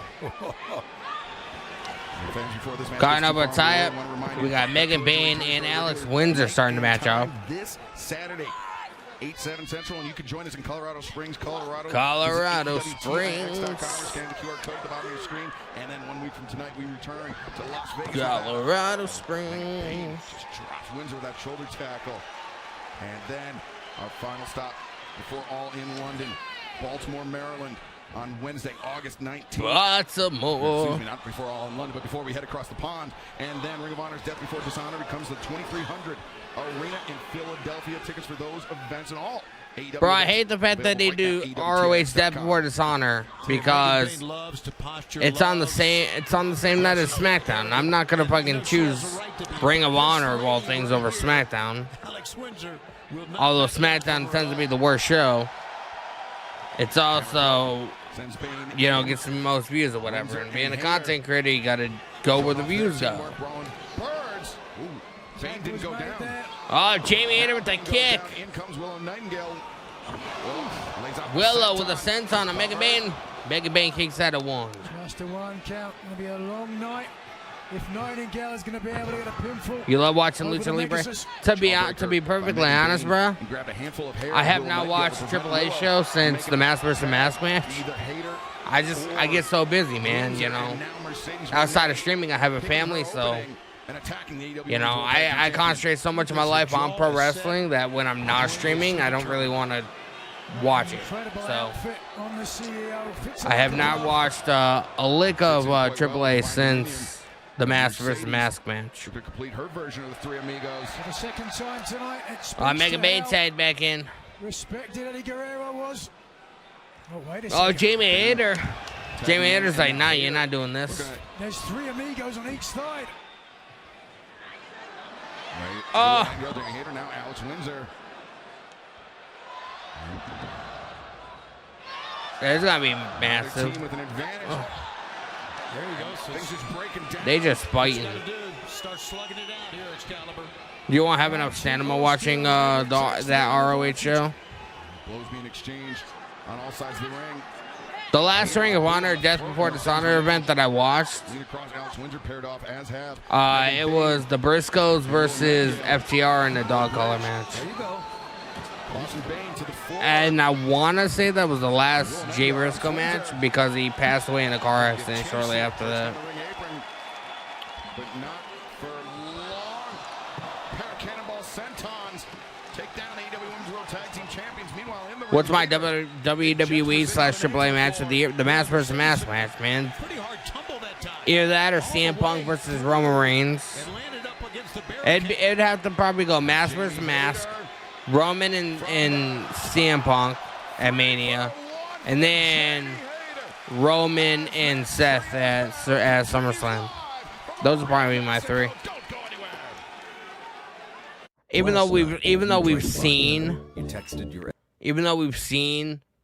Seth Rollins and Roman Reigns so much, you know, that match had a lot of story to it. It had a lot of nostalgia, especially like for people that grew up watching The Shield and when, you know, they first came in or whatever. Like there was just a lot of throwbacks. They did a lot of like, you know, homages to, you know, Mox, you know, Dean Ambrose or whatever. Like there was just, that match was like full of story, and everybody knows that I'm huge into story when it comes to pro wrestling. You know, I want to get emotionally invested in what I'm seeing, and that's what that match gave to me. I don't think it was better than CM Punk or Roman Reigns. I don't think it was better than the Mask vs. Mask match, but I do think it was 3 on the list. It was the 3rd on the list. So, Mask vs. Mask would be number 1. Number 2 would be Punk and Roman, and then number 3 would be Seth versus Roman. So Roman got my top 2. You know, the top, like, you know, number 1 and 3 on my list. So I mean, shout out to Roman. Hey, he must be doing something right.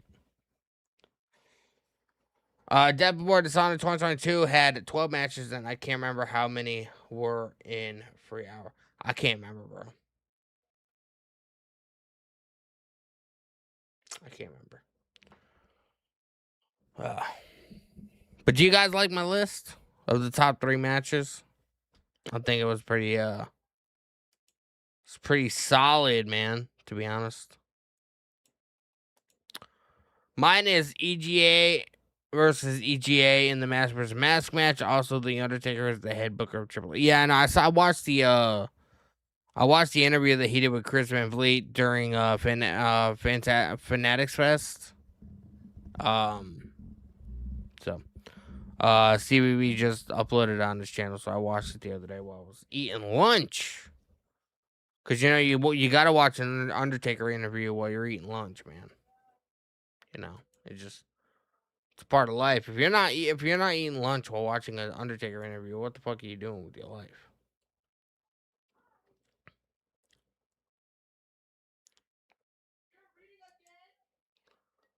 What are you doing?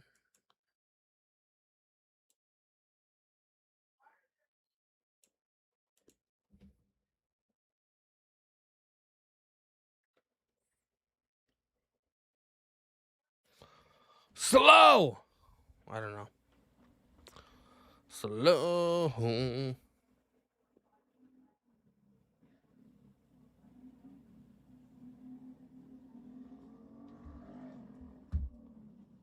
Yeah. We're back, man.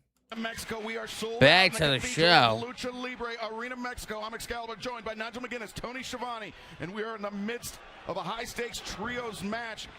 Willow Oh, Nightingale, the AEW pounce the Women's World Mercedes. Champion. Willow trying to go for the pin. Ford, Trying to get up. challenger in London, Mercedes Moné. And let's be honest, Willow has been beaten up the entire commercial break we've been away.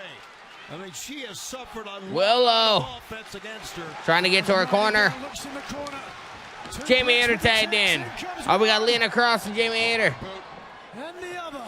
From Jamie Hayter into the face of Lena Alice Cross. Wins just randomly taking out Megan Bain on the apron. AEW Women's Cool. World Tag Team Champion sent to the floor, brawling Oh. Birds, battering Lena Cross. Lena Cross getting hammered. And the Birds, a pair of headbutts. Lena Cross dropped to the mat. She sat down right on her ass, man. Lena Plop stunned. down. The moment may be right here for the Burt. Well, maybe not. Who would have known Undertaker would book wrestling really good? Jamie Hayter, but Bro, Lena did so at least for a moment. Undertaker's entire 30-year history in pro wrestling has been nothing but story-based stuff. He's been in some of the best storylines in the pro wrestling business. You know, I mean, who better than him to fucking tell a decent story? You know what I mean? Like, his entire character was, like, the entire lore of the Undertaker was fucking story based. Like, that doesn't shock me one bit. All four women are slugging it out. What amazes me is he's not being a consultant for like Raw or SmackDown, because Triple H is fucking, he doesn't know what the fuck he's doing half the time. Have said that the Birds have yet to Oh! prove themselves, but Hayter and Windsor making a very good accounting of themselves right now. Oh, the Brawling Birds. Hayter and Windsor on the move. Divine Dominion ducked under. Double Germans.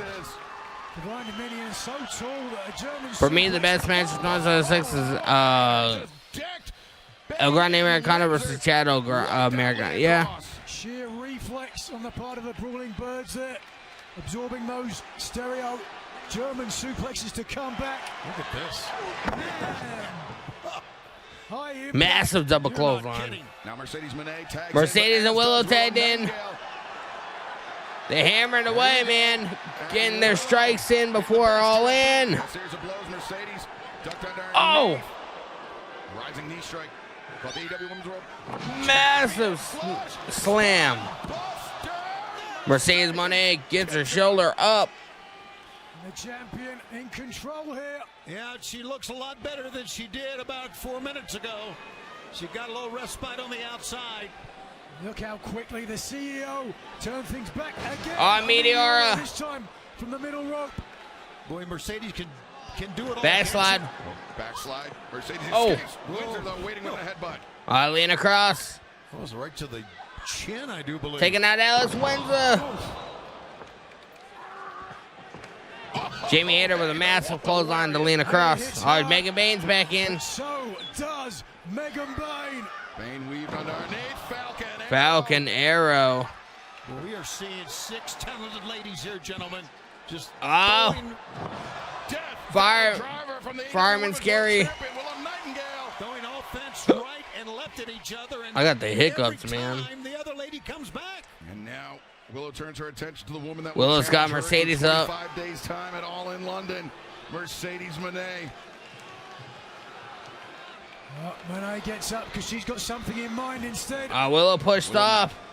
Back into the ring. Mercedes from the top. Oh! No. Willow moves. Willow will Clothesline to Mercedes. avoid that one. Yikes. I thought Willow may be able to try to cover her right there, but she's going for more. Willow. Ah, For the power bomb. Lena Cross and Megan Bain. Intervene. A divine intervention. The Brawling Birds. With the Brawling Birds. Suplexes. AEW Women's World Suplexes Tag Team for Champions. everybody, man. Yeah, Jamie Hayter's lower back is bothering her. Oh, look. Legs of 1, swept 2. Willow kicks out. Reverses. Or started like rolled To their out. Feet. Babe with the power. Ah. Mercedes escapes. Mercedes looking for moneymaker perhaps, but instead Willow changes the grip. Backslide. The high stack to Backslide does it. Willow Nightingale and the Brawling Birds beat Lena Cross, Megan Bain, and Mercedes Moné. Willow Nightingale gets the pin against Mercedes. Is that going to happen at All In? Highly doubtful. But you know what? You got to live in the moment, man. You got to live in the fucking moment.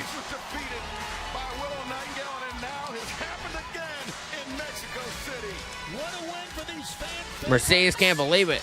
The Brawling Birds and the AEW World Champion, Willa Nightingale. Either that's going to give her momentum, Nigel, or is going to give a little determination back to Mercedes. Wait a second. Look at the screen.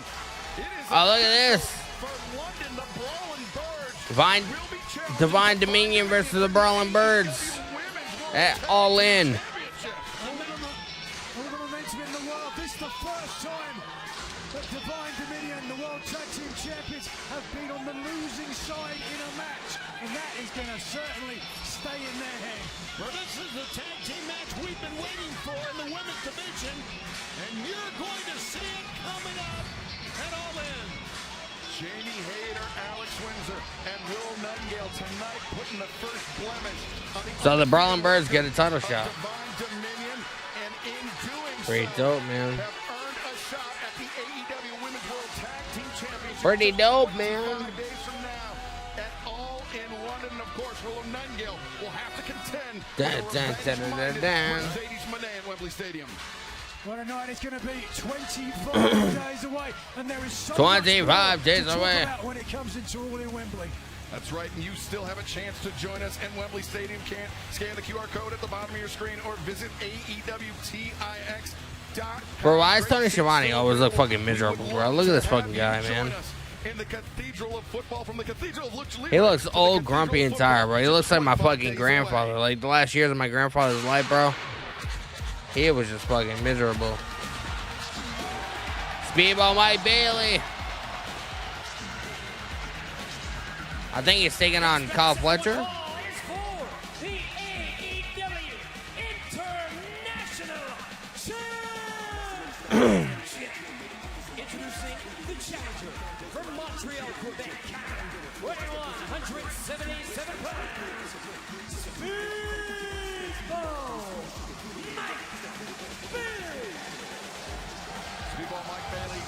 Speedball Mike Bailey. Days ago, won the ladder match at Redemption, much to the delight of the hometown crowd in Montreal. And he earned the right to challenge for the AEW International Championship. Speedball Mike Bailey paying homage to his former AEW World Trios Champion partner, Mystico, with the blue mask here tonight.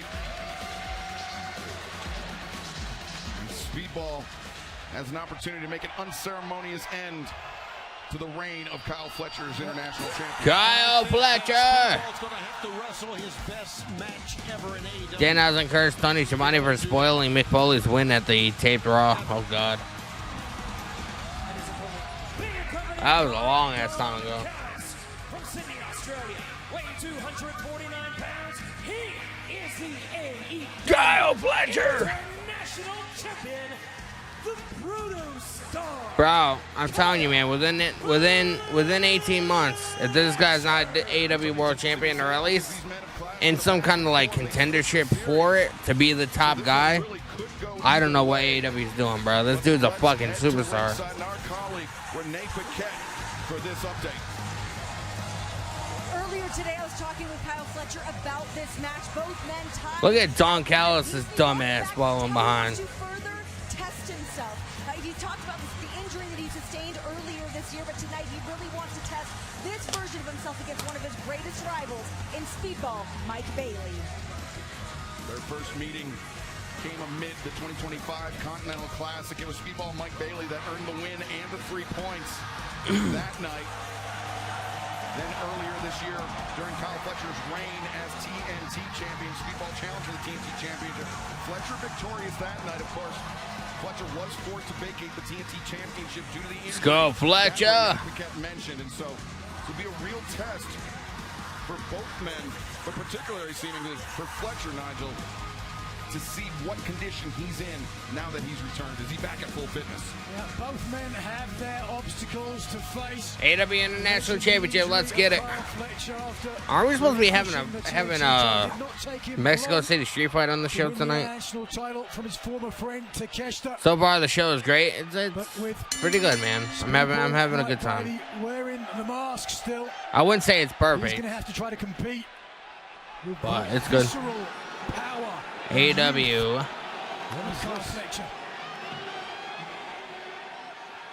Fletcher And Speedball Mike Bailey. Both men coming to the ring with the masks, celebrating the history of my ultimate heel, man, stepping on luchador mask. They've been wonderful hosts to us here at Arena Mexico, the oldest professional wrestling promotion in the world. This Nice leapfrog. For nearly a century featured lucha Arm libre. drag.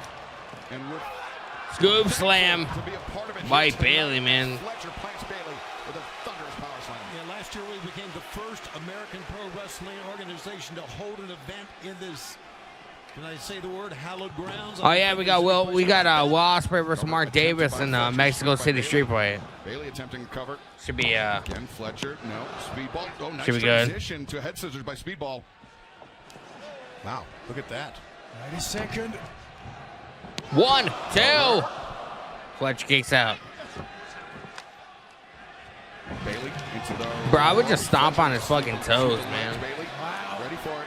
Bro, you can't do nothing when your foot's in pain. 100%. I was just about to say the same thing, and because of the altitude here in Mexico City, one would wonder whether that's going to play a factor as this progresses. Yeah, Fletcher. He competed last night. Tyro Wagon. Against Mascara Dorado, Speedball Mike Bailey. He's competed extensively here in Mexico City, in Arena Mexico as well. If you've never been to Mexico City, I can tell you, it certainly has an effect. Even just walking upstairs here, I found myself gasping for air. 7,000 plus feet above sea level here in Mexico City. He gets caught. Judge that, and Fletcher poised to make him pay. Fletcher. Oh, long darted right into the barricade, bro. His head legitimately hit the fucking barricade. Barricade is so solid. I mean, it doesn't. Bro, talk about fucking concussion city. Somebody get this dude a fucking doctor. Nigel, the barricades at Bro, look at this. Events are mobile. This one is a permanent installation at Arena Mexico. Very little. Bro, he legitimately fucking nailed his head, hit the side of his head on the fucking barricade. This guy's gonna have CTE. Holy shit. Thankfully for us at ringside, not joining us at the announce desk. Don Callis hated internationally. And I think CTE. CTE. Kyle Fletcher, though, with the advantage on Speedball. Power bomb, but couldn't get it. Ball backslide. This is how Willow Kyle Fletcher kicks out. a few moments ago. Oh, he went for the roll up, but Kyle Fletcher rolled out of the ring. Floor, now triangle moonsault from the challenger. Hurt Speedball as well. Hey, it's a great move. The fans love it, but it's not helping him at all here now. I'm impressed by Speedball Mike Bailey's recovery after being lawn darted into that. Butts. That's a great point. I was about to say Bro, that shit was crazy, man. We're seeing here how Speedball Mike Bailey Bailey's climbing back up. resilience has made him one of the top pros in the job today. But as he ascends to the top rope here, let's see what he can complete. Fletcher attempting to disrupt Speedball's balance. Oh. Speedball getting better of that exchange. Mike Bailey's like a fucking Power Ranger, bro. And now Speedball Mike Bailey running shooting star press. 1, 2. Made. But Fletcher remains international champion, at least for the moment. Fourth dan black belt in Taekwondo is certainly paying dividends for Bailey, but again, for a second there, Fletcher had Bailey up for the lawn dart, but Bailey did not want to. Kyle Fletcher being placed on the top rope. Oh, bro, that foot connected. Caught Fletcher flush. And Fletcher just trying to clear the cobwebs. Waves off referee Paul Turner. Now Speedball Mike Bailey with a chance here, Tony. Oh. Took way too long. Yeah, it sure did. And right now, there's nowhere Speedball can go but down. Oh, avalanche Michinoku driver. 1, 2, no. Bailey. Mike Bailey gets the shoulder up. You see how, despite the vicious kick to the jaw, Fletcher hooked the leg to make sure Bailey kicked out. For a AAA fan, you should have known. I don't watch enough AAA, man, so I don't even get that reference. But International Championship battle continues. You're really buying a car online on Auto Trader. Risk. man, we're at a commercial.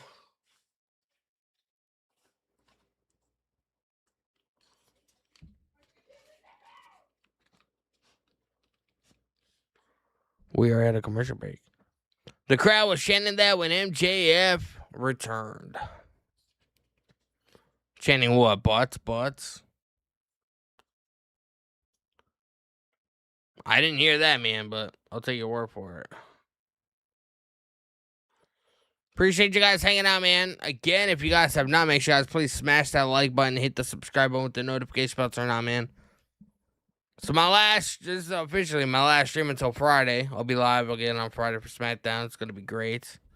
I'll be on for like the first 10 minutes of the podcast tomorrow, and then I'm going to enjoy the rest of my fucking day. Maybe. I might have to fucking log on using my telephone because I don't know if I'll be home. So, we'll see. Danny Tyrus was talking about me, the AAA fan. I got you, bro. I got you, man.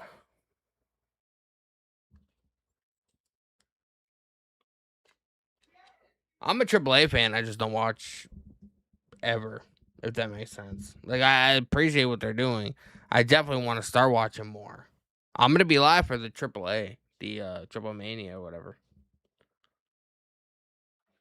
It's going to be entertaining. Gonna be entertaining.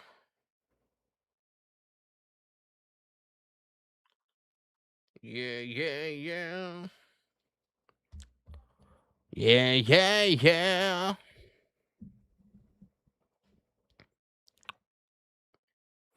We will be back soon, HBO Max.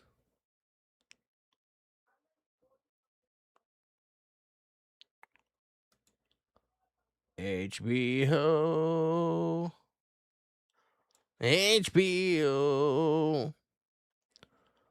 Tyrus and Live Chat fans are chanting that for technicals like MJF.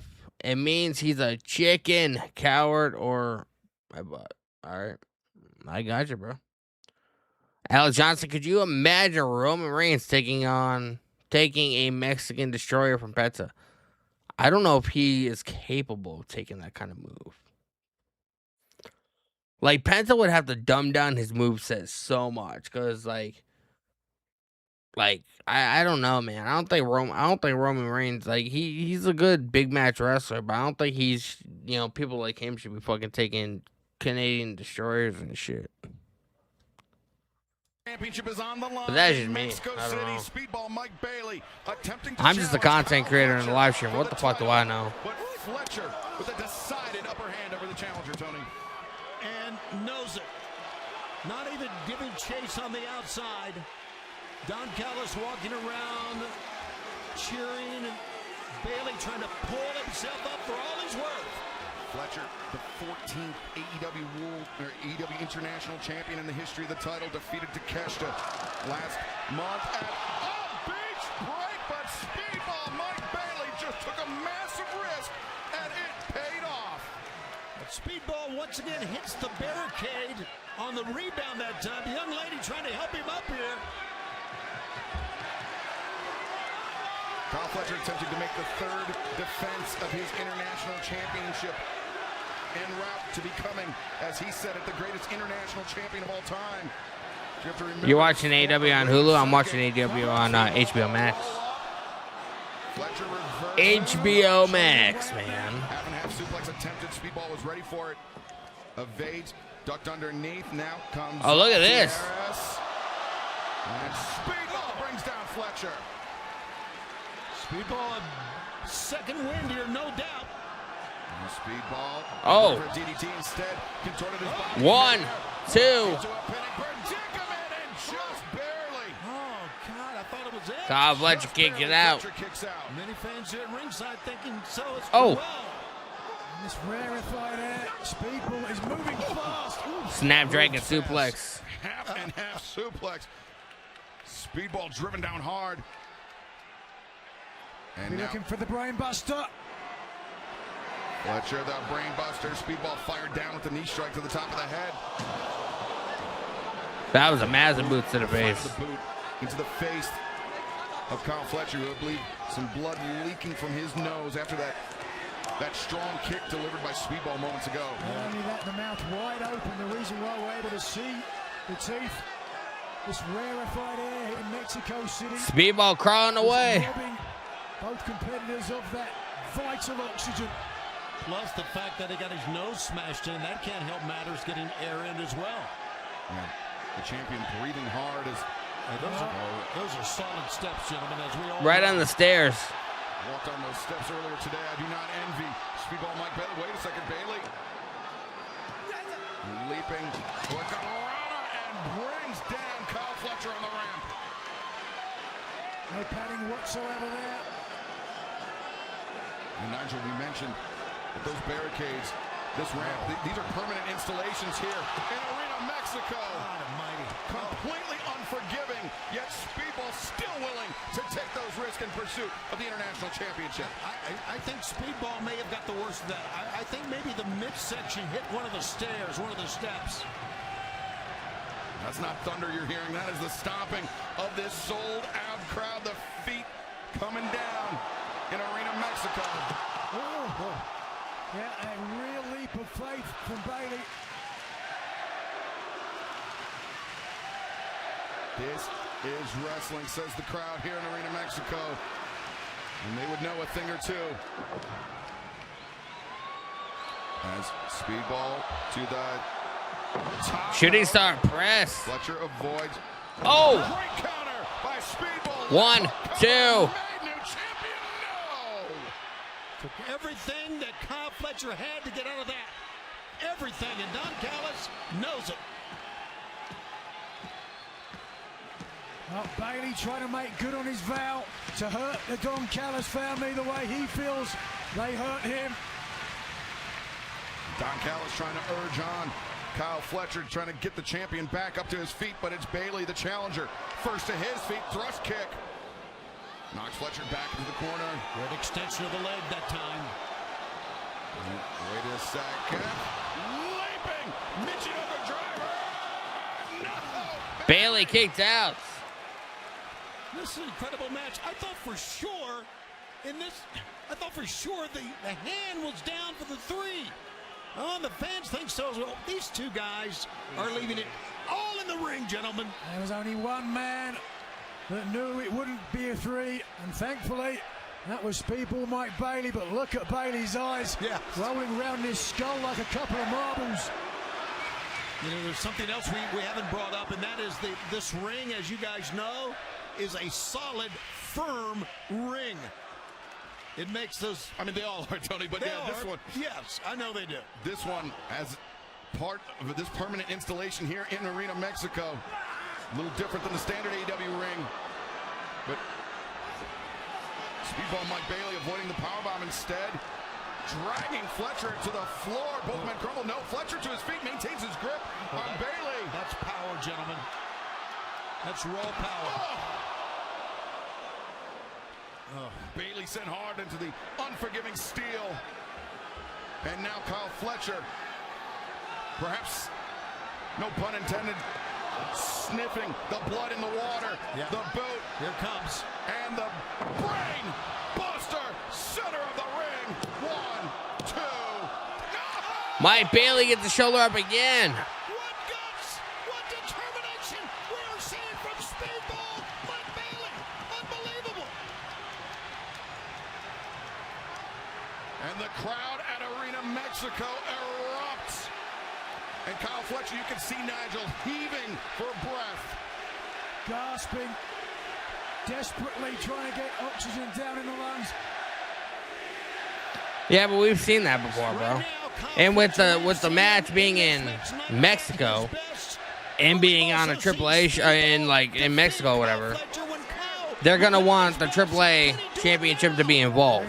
So it doesn't necessarily have to be Dominic against Roman, but whoever it's gonna be the AAA Mega Champion. That's my prediction, bro. They're gonna want that representation. Caught Fletcher on the shoulder. A stinging blow as now Speedball. Here he goes. Oh!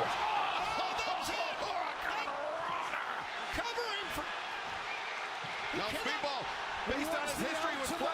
Speedball going up. It's gonna take more than that to put down the AEW International Champion. Speedball Mike Bailey to the top.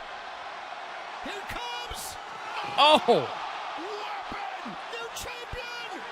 one. Oh, Kyle Fletcher got his shoulder up. Fans cannot believe it. We might need a VAR for that. Fletcher 2.999 ad infinitum. Somehow, some way. Just watch this. The impact was there. The deep hook of the leg. Watch the shoulders. No, he was right. He was right. It was the left shoulder. Oh, Bailey. 1, 2. Rolled up again. Fletcher kicked out. Escape for the champion once again. The kick intercepted. Oh, Fletcher sets Bailey face first. Bailey long darted into the turnbuckle. Fletcher. Oh my God. A defiant scream, a kick to the face, and Fletcher. He's going to the turnbuckle here. The And way he won the title. Oh, Buckle, brainbuster. Kyle Fletcher is a maniac, bro. Holy shit. What has been an incredible night of wrestling. This is one of the most incredible matches, no doubt. A phenomenal effort by both men, but Kyle Fletcher remains your AEW International Champion. 3 successful defenses for the Protostar and no signs of slowing down. Has not lost a match here at 20-26. You see the blood from the mouth still. The kid is amazing. And you got to give Mike Bailey a lot of credit, buddy. He pushed him. Kyle Fletcher takes the rubber match in the series with Speedball Mike Bailey and continues his reign as international champion, but will not be allowed to continue his Rainmaker Okada. Fellow Don Callis family member is up in action next. Raining on Fletcher's parade. Pun intended. This is a trios bout set for one fall. Approaching the ring from Aichi, Japan, weighing 236 pounds. Rainmaker! You gotta watch the match again, missed a lot of spots. Bro, this match was crazy. fellow Don Callis family member Kazuchika Okada, frequent tag team partner of Kyle Fletcher, a former international champion in his own right, and a man who seems to Go, man. at the fact that Fletcher claims he will become the greatest international champion ever. Don Callis, he's going to have to get a mortar and trowel. He's going to need to patch up these cracks in the Don Callis family quickly. Yeah, Protocada is Rainmaker. getting along right now. It's impossible in a stable with the depth of talent that Don Callis has. Everybody's going to get along. Yeah, and ego's involved too. You're right.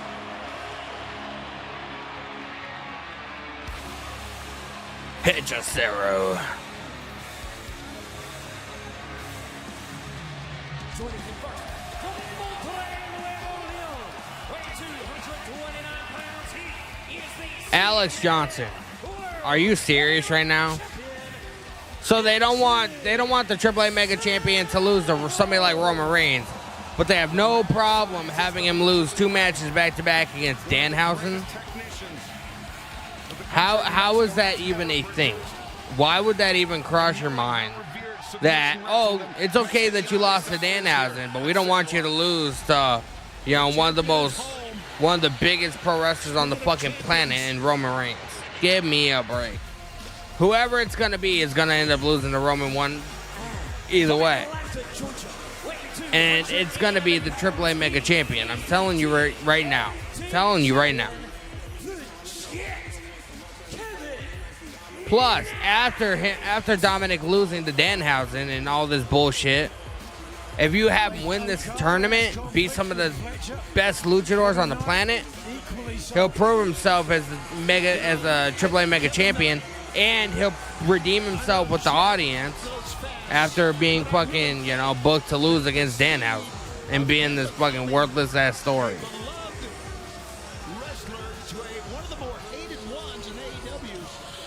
I'm telling you this right now, bro. Deservedly so. You can throw your lot in with Don Callis. You reap what you sow, Tony. Yeah, and then when you, of course, attack Darby Allin, when you say Kevin Knight. Promos, I mean, remember, it was Kevin Knight, Nigel, that claimed the TNT Championship after Kyle Fletcher was forced to vacate due to injury. All right, stand back, everybody.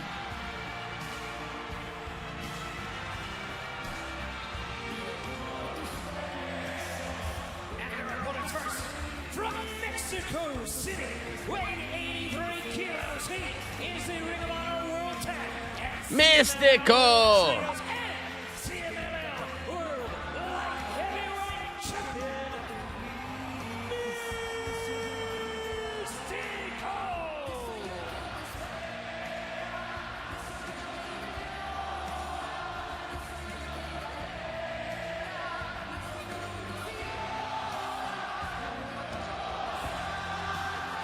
Bray going crazy.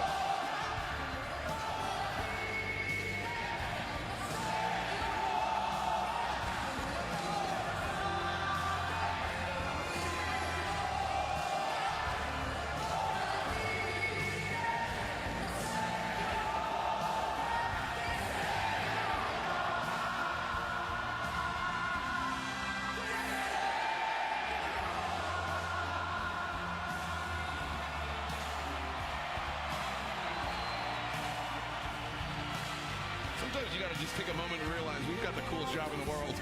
Yeah. The easiest job when Mystico comes out. A true icon, an icon the likes of which perhaps we'll never see again in Lucha Libre, and perhaps likened to the great El Santo. Well, that's exactly what I just said. It's either going to be Dom or it's going to be El Grande. If El Grande beats Dom for the AAA Mega Champion, then it'll be El Grande Americano taking on Roman Reigns.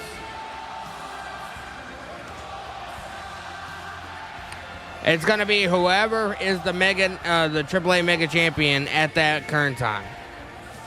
Whether it's Dominic or whether it's somebody else. Whoever it is.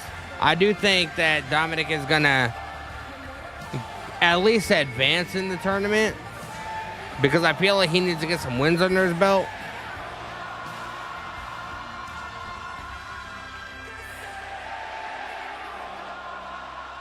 Mexico City going crazy for Mystico.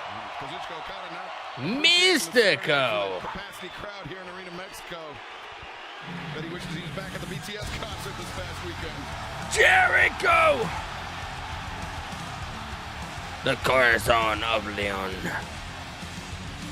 Beautiful on the hand side. Many personified.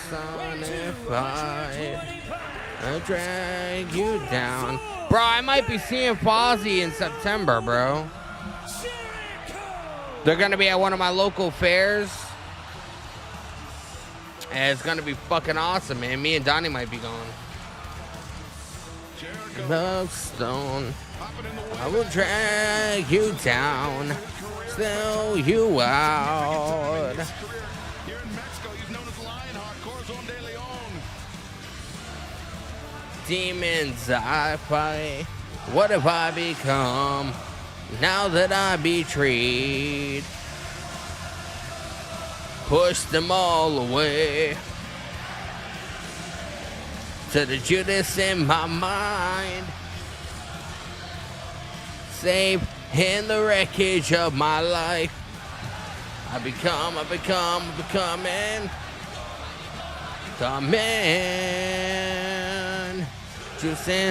Judas in my mind.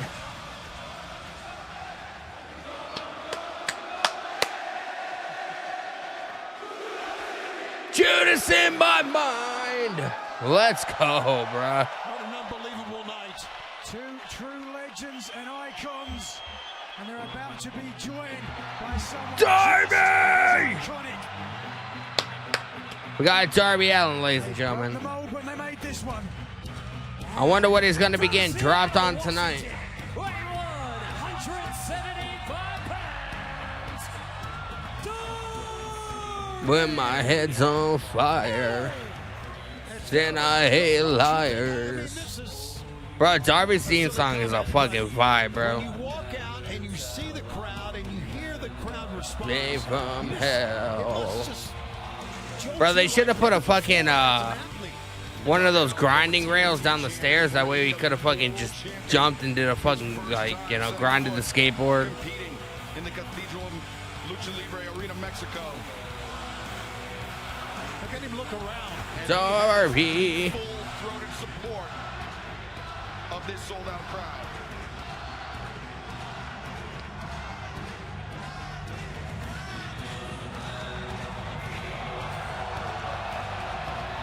Oh, Kevin Knight.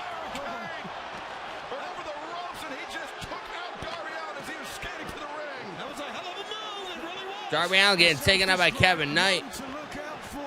Darby Allin should have listened to the TNT champion. WWE acquiring AAA last year. It's done wonders for AAA. I 100%, bro. Breaking down between these 6 men. Lionheart, man. I can't feel that old. Holy smokes. Straddled it. Bro, I told you Darby Allin was going to fall on To something. the barricade. My guy needs a double cup. They're chanting Hechicero. Hechicero. CNLL World Champion. Hechicero. Hechicero's taking out Matt. Taking out Mystico. Dallas family. And rising Mystico. One of the most solid and inventive pro wrestlers in the world today. And didn't you know he would go right after Mystico? Meanwhile, We got Okada stopping away at Jericho in the corner. Okada pairing off. It's the first time Jericho and Okada have shared a ring since the debut of the Painmaker at the Tokyo Dome years ago. Jericho and Okada.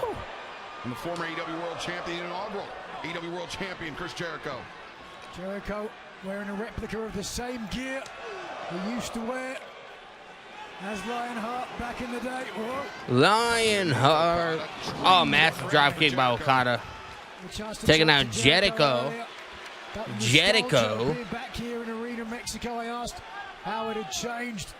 He said it's pretty much the same, just smells a little bit better nowadays. Oh, stop it. That's what he said. Kevin Knight tied in. Himself in Jericho. Get mad at me doing my job. Well, Yeah, don't be mad at fucking Nigel McGuinness for doing his job. Dozens, Fuck's wrong with you? Dozens of times, but Mystico has competed here in Arena, Mexico, a mind-boggling more than 1,000 times just recently, breaking that high water mark. They are jammed to the rafters to see him Oh. here today and everybody else here in AEW. Jericho has Kevin Knight up. Ready for Kevin Knight as the TNT champion. I'm not sure. Fireman scary. You can see Hechicero eager to make a tag there to get involved. Hechicero, of course. Come on, Jericho. Continental Cup. Jericho. Will be in action a week Wednesday, a week Saturday. Or is that Wednesday yet? Hechicero tied in. The machine. Oh, look at this. Now Hechicero. We got Hechicero and Darby Allin, bro. The family side, he and Darby Allin going at one another. Darby. Oh. Arm drag takes down Hechicero. Hechicero quickly springs to his feet. Overcommits, misses. Kevin, cheap shot at Kevin Knight. Takes down the mad scientist of Lucha Libre. That's the thing about Darby Allin. So deceptive because he's known for his daredevil ability. Oh! Had Kevin Knight. Okada scouted that. Instead, Okada counters. He scouted that. This trios clash continues live from Mexico City. If you're planning on all getting Scouted that, man. why stay in hotel rooms and not be together? We're at a commercial break. Commercial break.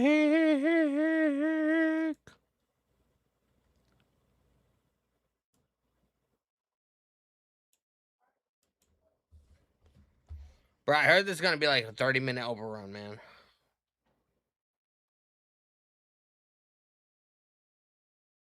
Which is kind of crazy because I think there's...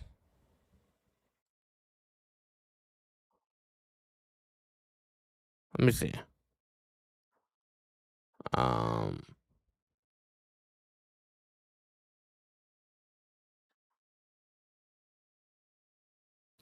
Bro, there's still 3 more matches, man, and it's almost 10 o'clock.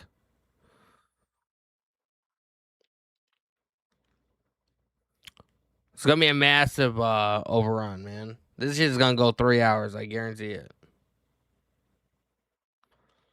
We got Chris Statlander versus Persephone. We got The Demand versus Hangman, Brody, and Bandito. And then we have Will Ospreay and Mark Davis in Mexico Street Fight.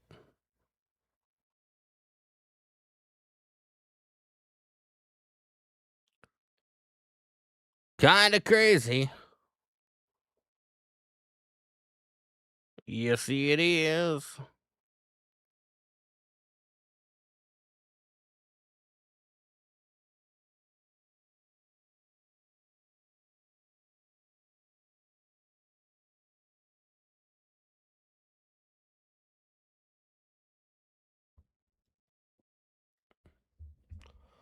Guys, man, I appreciate you guys hanging out with me tonight. If you guys have not, make sure you guys hit that subscribe button with the notification bell turned on and smash that like button, man. Definitely helps out in the algorithm. And we love being in the algorithm, man. It's a fun place to be. So, help me out with that.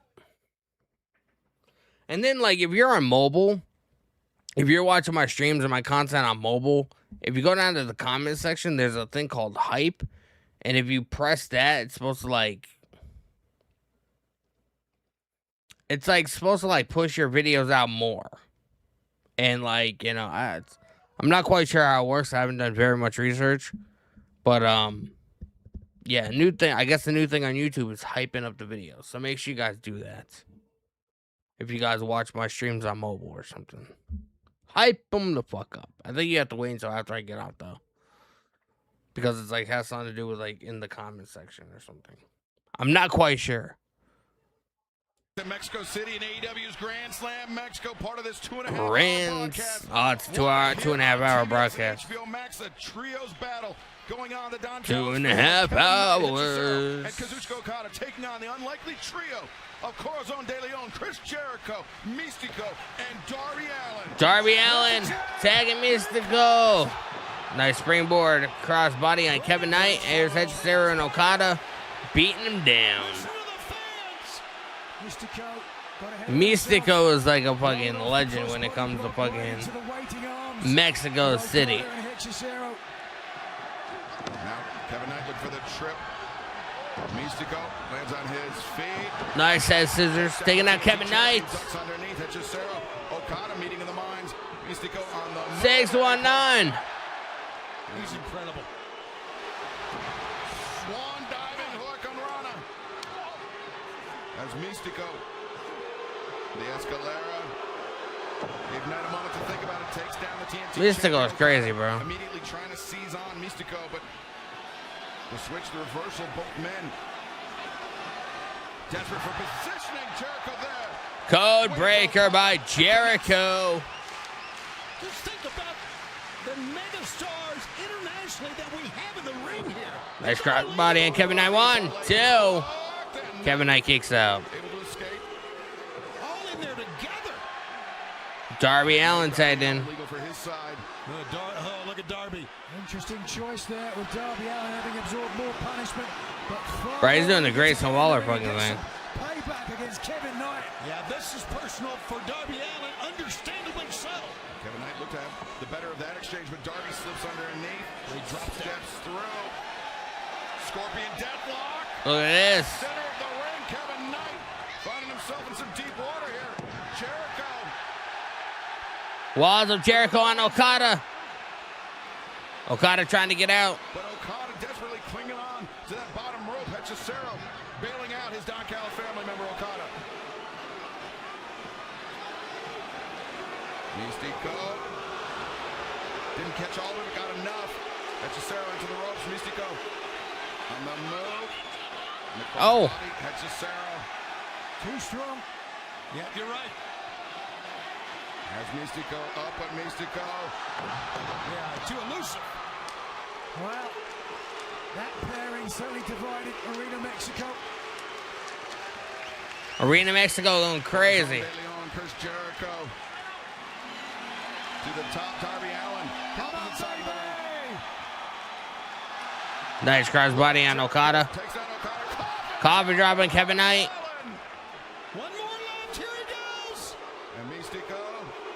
Over the Oh. and connects with Hechicero on the floor. What an unbelievable match, and it's still going on.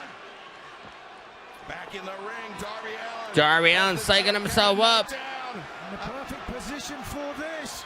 He's up. Jets up. Oh. Drop. Interrupted by the TNT champion. Kevin Knight hammering away at Darby. For all his bravado. Stomping away. Hammered down in the corner. He could be. His legs are snagged on the top rope. We've seen how devastating this coast-to-coast dropkick from Kevin Knight can be. That's what he's going to do. You are right. Here it comes. Kevin Knight's going up to do the Darby coast to cannot coast. Get out of the way. Kevin Knight to the top. Darby still inverted in the corner. Oh. Jericho caught Knight with the Judas effect. Massive Judas effects. Okada went for the dropkick. Jericho. Walls of Jericho on Okada. Looking for the walls, looking for the lines, and looking for something. He finds it. And now Mystico. La Mystica. On the CMLL. Coffin drop on Kevin Knight. And Darby. That's it. Kevin Knight is legal. Yes.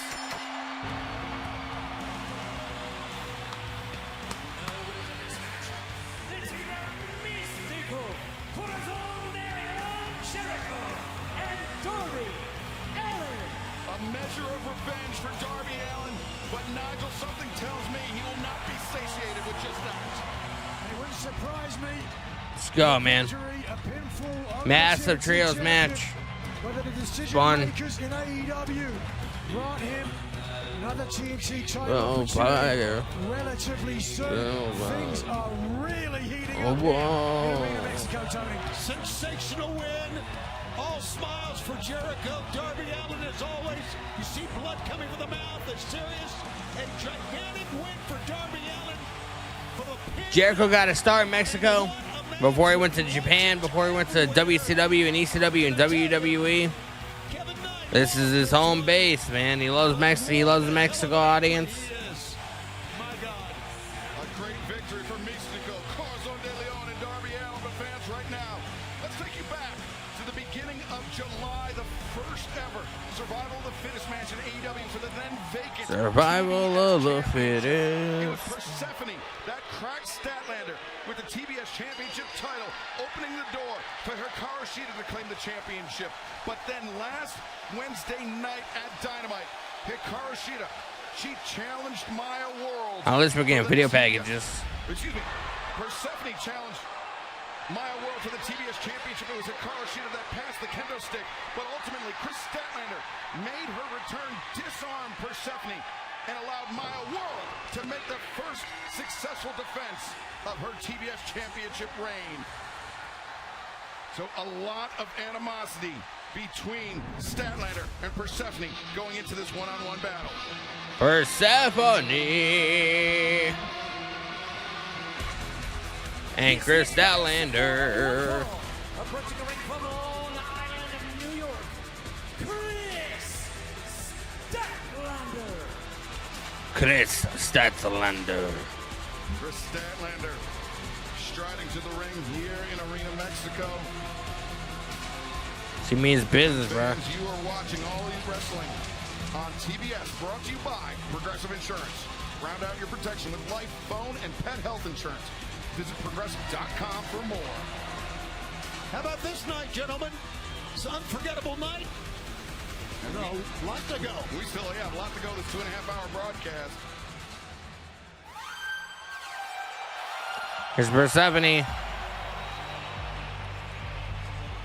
her opponent from El Paso, Texas, she is the CMLL World Women's Champion, Persephone. Symphony. Persephone, one of the most feared competitors in the women's division of CMLL,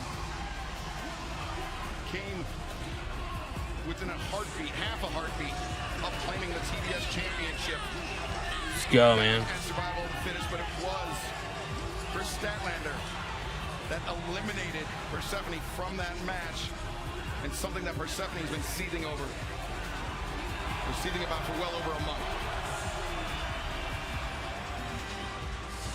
You see, we got Thunder Rosa. Thunder Rosa cheering on her friend Chris Statlander in this one-on-one clash with Persephone. We got Thunder Rosa in the audience, man. Former world champion.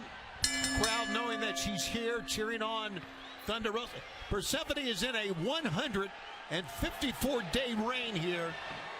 So the fans know her very, very well. This should be a great matchup. Title not on the line in this matchup. Right. This is all about payback, but it's only one would think if Big Stat Daddy is able to secure a pinfall or submission over the champion, would not be long before she gets a title opportunity. Nigel, it's not often that we see someone equal the size and strength of Chris Statlander, but Persephone certainly seems gifted in that department. Persephone got the one up, man. Almost to the borderline. Oh, nice arm drag by Statlander. Believes in herself. And the crowd making no secret of who they favor in this matchup. Oh! Statlander trying to hook Persephone for a Tijeras instead of handstand. Oh, wow. That's some agility. Oh, Persephone, back bridge up to her feet.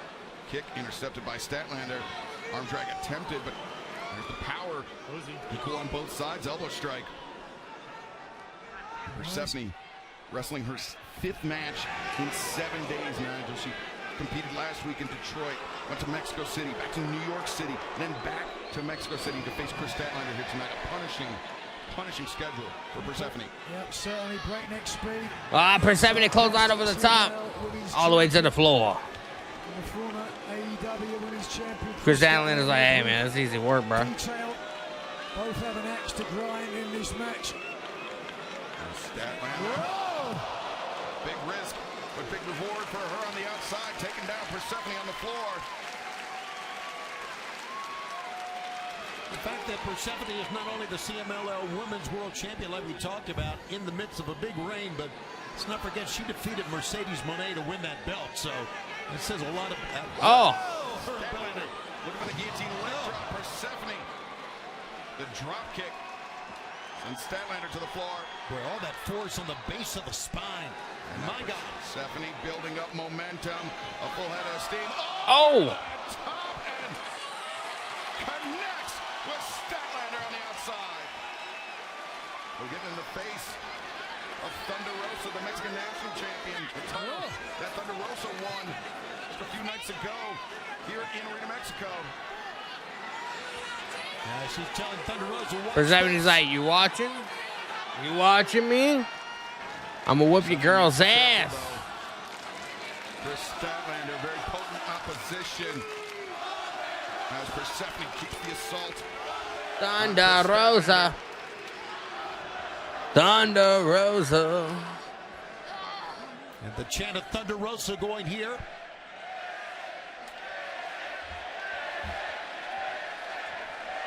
Persephone got a headlock on Chris Statlander. Persephone trying to get up to a vertical position. Statlander trying to get out of it to no prevail. On Grand Slam Mexico. We're going to step away from the action for 1 minute and 59 seconds. You heard that right. Don't go anywhere. Don't go anywhere. This is Hank, and to make fresh. We're at a commercial break, man.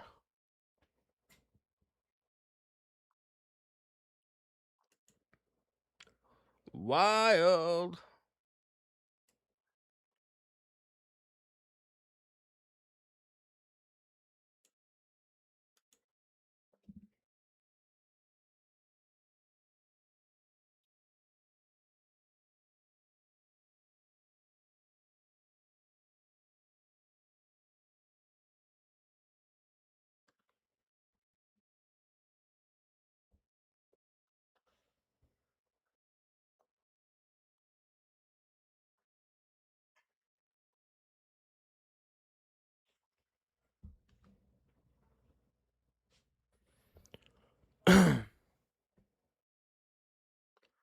We got one more match after this, man. The Mexico City street fight between OSPREAY and Mark Davis.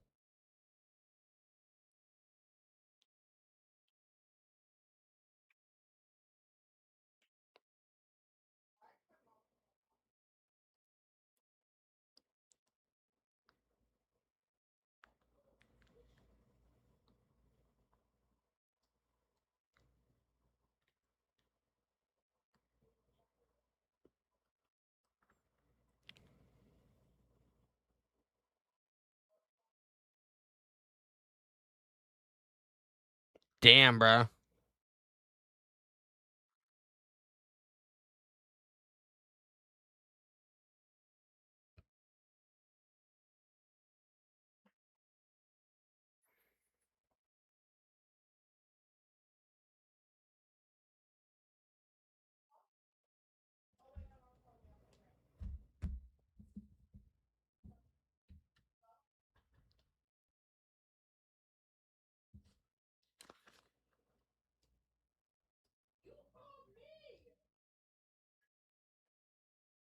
Stephanie and Chris Statlander. Power versus power, but now Persephone. Springboard moonsault missed. Statlander rolling out of the way. Is she taking enough energy from Statlander? But no. Big Stat Daddy ready to really. Whoa! That was raw power, is what that was. That was raw power. Statlander trying to urge herself onward. Striking the corner. And kick to the side of the head. Statlander regains the advantage, and now inside. Drives down Persephone. 1, 2. Stephanie kicks out. Stephanie just able to raise that left shoulder up and push Statlander out of the way. In doing so, CNL Women's Champion grabbing at her left shoulder. Very awkward, ignominious landing for the champion. Statlander looking to do it again, perhaps. Statlander maybe looking for Wednesday night fever. Persephone has no intention of finding out. Persephone trying to turn the tables on Statlander. Oh, wait a second. Statlander, nice counter. Oh, look at this. Oh, Persephone turns the corner, has her in the seatbelt. 2, no. Stephanie kicks out. Leg, and that allowed Persephone to escape. That's a good call because I thought that was done. Oh! Massive clothesline to Chris Statlander, turning her inside out. I think she had left into that one, Nigel. Massive. And left the former AEW Women's Champion flat Massive. on the mat. But Persephone has absorbed a lot of punishment as well, so unable to follow up quick enough to get a pinfall attempt. Persephone, open-handed strike into the face of Statlander. Hey. Oh, Statlander They're smacking the shit out of each other. Persephone ducks under that one. Thrust kick. Back Statlander up to the ropes. Oh, John Told into the ropes. Great defensive move. And Statlander on the move. Splash across the shoulders. Chris Statlander. Chris climbing up. Statlander not normally known for her agility, but the 450 splash, she's hit it before. Oh! God. Oh, she hit her knees hard that time. I think she realized that Persephone Spear was moving out of the way. Statlander tried to adjust in midair, but couldn't. And Persephone ain't a chance. But Chris Statlander kicks out. Wow, that was really. That was Statlander kicks out, man. She busted ass, but she survived. So her left foot slipped on the top rope, but thankfully, for everyone, in fact, Statlander landing on her hip. Wait a second, look at this. Oh, Persephone trying to take this belt from Thunder Rosa. And Persephone, need to be careful here. It's a CMLL World Champion and the Mexican National Champion going at it. Oh! Persephone just Tied off the head of Thunder Rosa. National Championship title belt. Right in front of the official, but of course, Thunder Rosa's not in this match, but Statlander. Oh, referee taken out. Referee Brandon Martinez down on the floor with Chris. Well, I had a great time, guys. I got to get ready for work. Thanks, Danny C. I'll see you on Friday, bro. And Statlander into perhaps the opportunity to put this match away, but Brandon Martinez, the referee, still on the floor. Yeah, he is face down. She can put it away, but there's nobody to count, I can tell you that. Statlander has got to realize she saw the referee go down as well. Oh. Oh, wait, Persephone counters. Statlander counters. The referee is down. Who's this? Shida. Shida!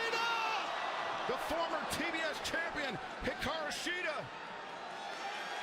Well, she got the Mexican national belt. And Shida and Persephone once again working in tandem. And now the frog splash. We need a referee, man. Still no official. Here he comes. Brandon Martinez finally to his feet. 1, 2, 3. Persephone takes out Chris Statlander with the help of Hikaru Shida. And Persephone taking out Thunder Rosa. Gave a huge favor to Hikaru Shida. Shida attempted to repay that favor last week when Persephone challenged Maya World, but made good on it tonight, taking out Chris Statlander with that Mexican championship. And in doing so, Persephone continues to make enemies. Not just Persephone making her presence known, man, in Mexico. And at some point, that's going to come back to bite you.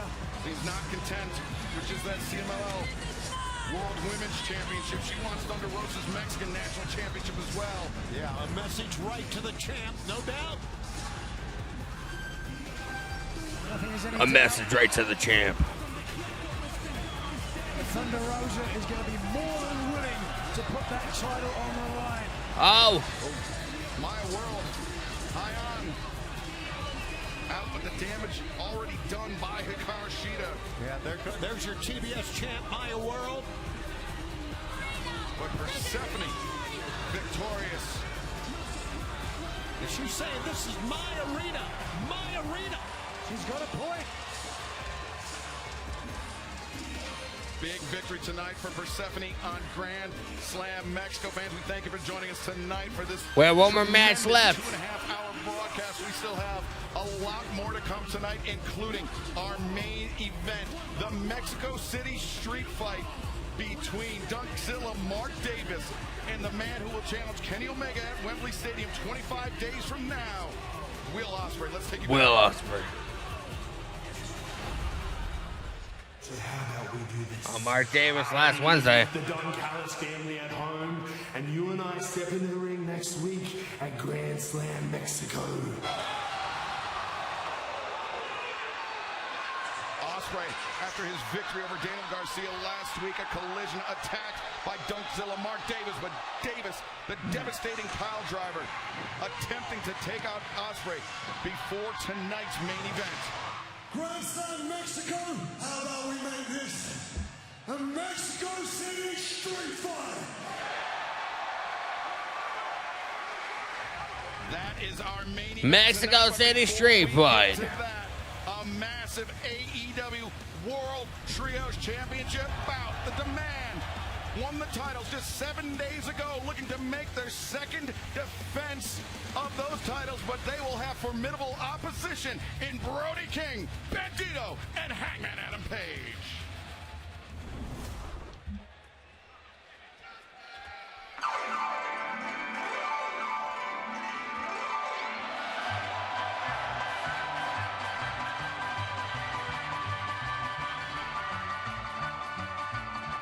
Does anybody else care about this match? I don't care about this match.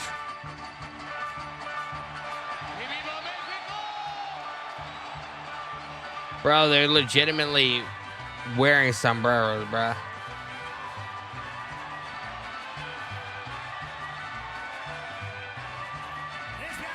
Bro, look at the little guy, man.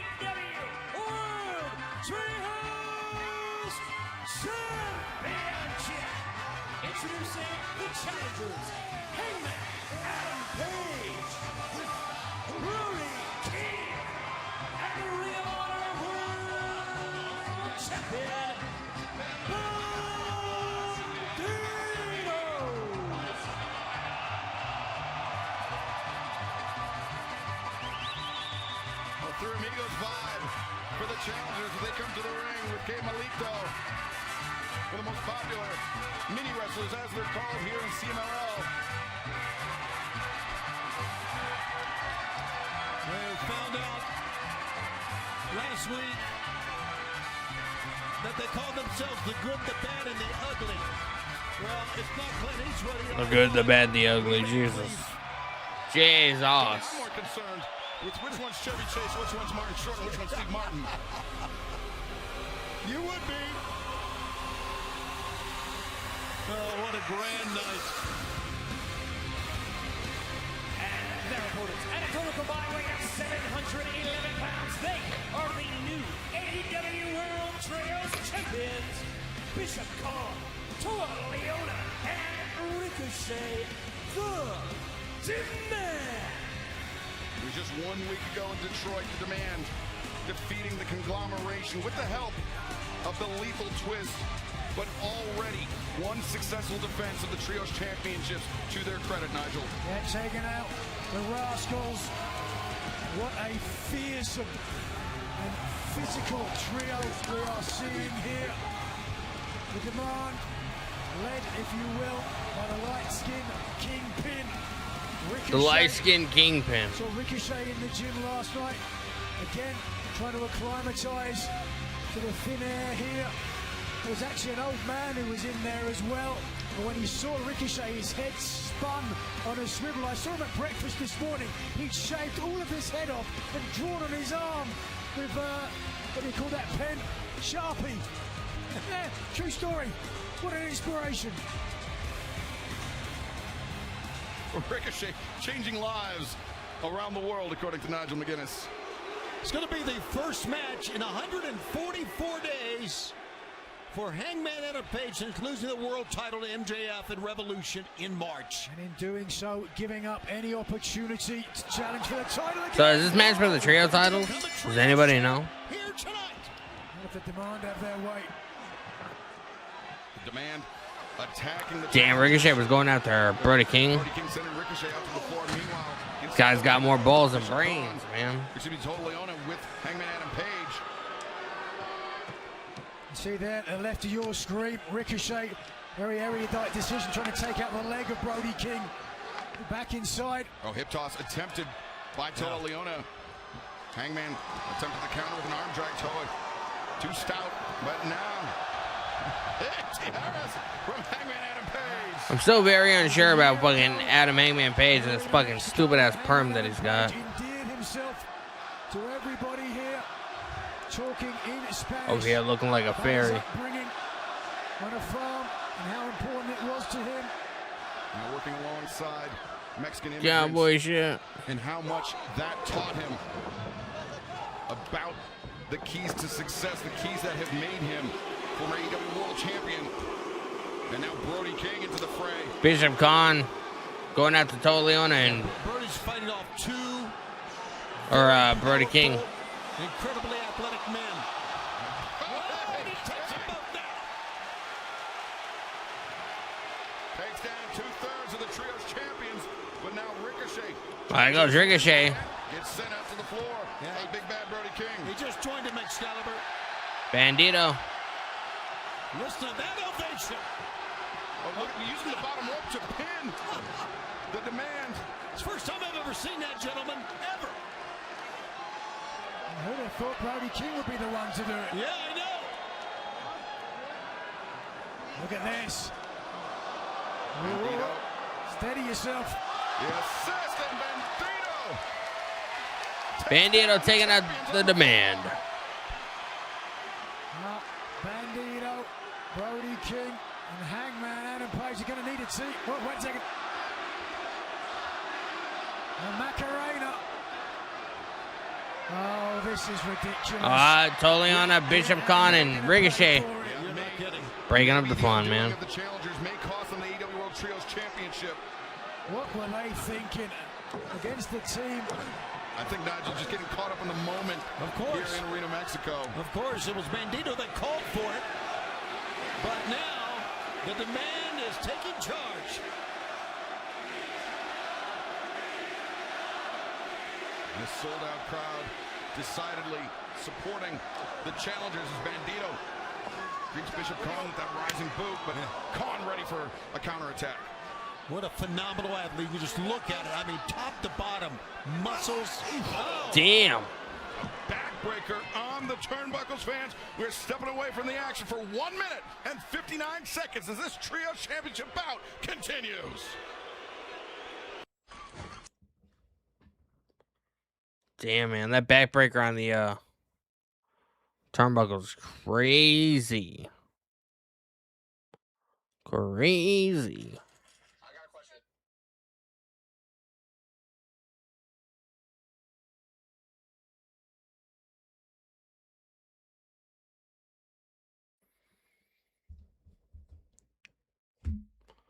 Crazy.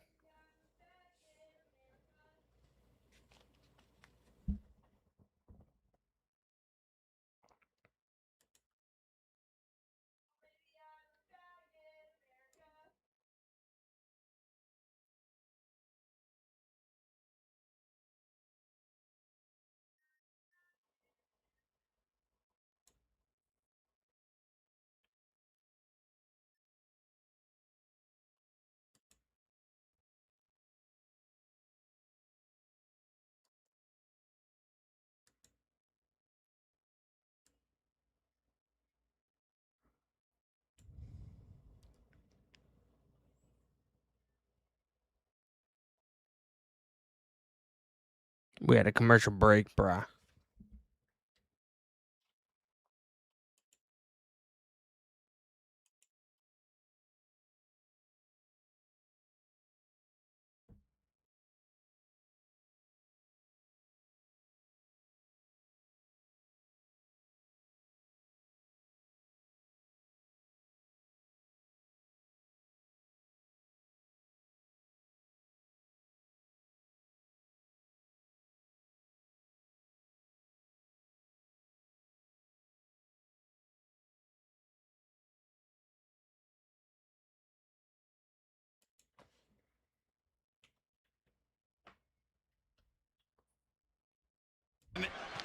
Raucous crowd here in a sold-out arena, Mexico. The AEW World Trios Championship on the line.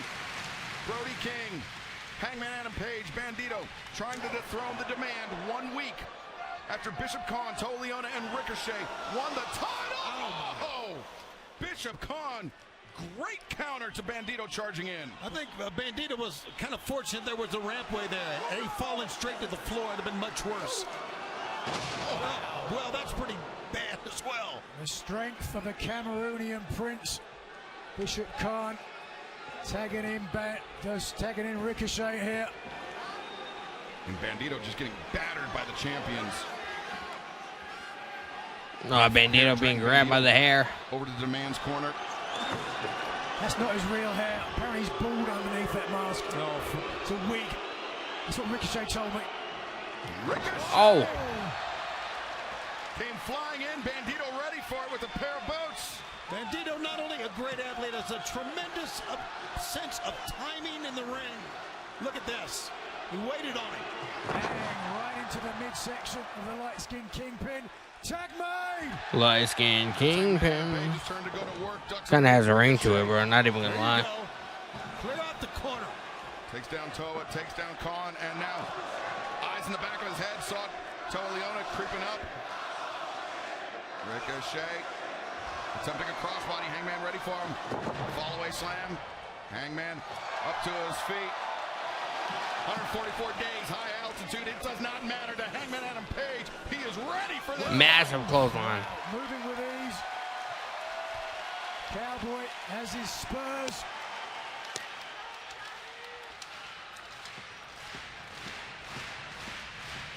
Boy, just listen to these crowd just stomping and cheering. And Camelito back to his feet after the assault by the Demand. He's still staggering around to the left over there. Meanwhile, Ricochet looking for Hurricane Rana. Hangman caught him. Ricochet counters. Hangman lands on his feet, but a boot to the midsection greets him as Hangman. There you go. Liger bomb to Toa there. just barely in time. Yeah, it looks like he was rolling to get there barely. Well, things breaking down. Humdido trying to get back on offense, but the demand, mate, their demands. Oh, there you go again. Damn, right in the barricade. Into the barricade, and it's not Brody's only trip a second time into the unforgiving steel. They just bounce off of it. He's got it. Hangman out to the apron. He's going for it, man. Poised to deliver a buckshot, but Toa Leona tries to counter, as does Bishop Khan. Trying to contain Hangman Adam Page. Oh, with a knee strike. Knee strike to Adam Page. Right to the crowd. Hangman Adam Page. Down, and the demand. And whoa, the champions take flight and take down all the opposition. How about Ricochet going over the top and landing right on top of Hangman? Nagamon sucking the air out of the audience here in Arena Mexico. You have to admit that was impressive. Now Ricochet thrown into the corner. Elbow strike for Hangman Adam Page. Bishop Khan, the splash. And now the mad charge. Oh, with a burst of speed. Oh. Hangman's in trouble, gentlemen. Leaving knee strike, headbutt. And now Khan deposits Hangman. Ricochet. 1, 2. And Hangman. Hangman kicks out. There's no one in Hangman Adam Page's corner except for Ketchup Lido. Okay, Melito. Bless you. Ricochet's like, fuck, man, what do I gotta do? Hangman Adam Page is not his first rodeo as far as the Trios Championships are concerned. Tony, former Trios champion alongside Kevin Knight and Speedball Mike Bailey. How long ago that feels now. Yeah, and it wasn't really, but you're right. The man, oh wait, Ricochet got caught by Brody King. Hangman Adam Page trying to fight off Khan and Leona. Ducks underneath Bishop Khan, standing switch. Oh. Hangman backs Khan up to the corner. Toa charges in, finds his own partner, and Brody sandwiches them both. When you need a big man. Brody King setting him up. Incoming. Cannonball. In the corner. Ricochet though takes down Big Bad Brody King. Great timing by Ricochet to get that blow in. Wow. Ricochet falls off the chest of Hangman. Quick succession, but Hangman. Oh. Discus lariat connects. Got Ricochet under the jaw. And Page now got to get over Bro, there man. and make that tag. Who's he going to tag though?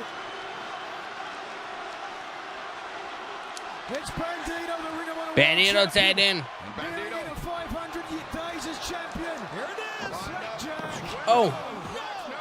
Tag made. Look at that. Ricochet landed on his feet. I'm not sure if Bandito realizes Ricochet's not the legal man. Toa Leona legal for the champions. Just bounced Brody King's head off the steel ring post. And meanwhile, Bandito up to the top. Interrupted there by Bishop Khan. I believe Toa Leona is the legal man. Yes. And he's going to look at him to the right. He's going to climb in the ring finally. Ooh.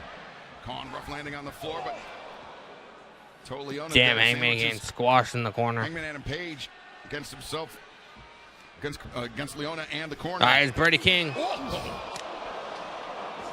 Boy, nobody strikes like that long reach of Brody King. Ricochet caught Brody charging in. Oh, look at this. Leona waiting for him. Oh boy. The look on Toa Leona's face. Oh, If he does this, no. Bruh, this no, is there's crazy. No way possible. 3 grown men. That's got to be every bit of 600 pounds. Can you believe? Toa Leona's a fucking maniac, bro. If not more. Cover. 1, 2. Whoa. Bandito kicks out. Very narrow escape. I know the idea is to win the match, but after what we just saw, that's kind of a... Toa Leona arguing with referee Bryce Remsburg about the speed of the count, but the demand. Bandito's hurting. Looking to press this 3-on-1 advantage. Oh, there goes Ricochet. Bandito, Ricochet sent to the floor, as was Bishop Khan. Tolina charges in. Oh. Head bouncing off the steel ring post. Great defensive move, just slumping down. Devastating lariat by Brody King, and he's not done. Brody on the move. Tope suicida for Brody King. And back inside. Does the Ring of Honor World Champion have the strength? He's got his opponent in the right position. 21. Nah. 21 grip is what it is. Oh, Hangman. Kick to the side head. Bandito. Look at his deadlift. No, totally attacking the grip of Bandito. Oh, wait a second. Buckshot lariat. Buckshot lariat. 1, 2.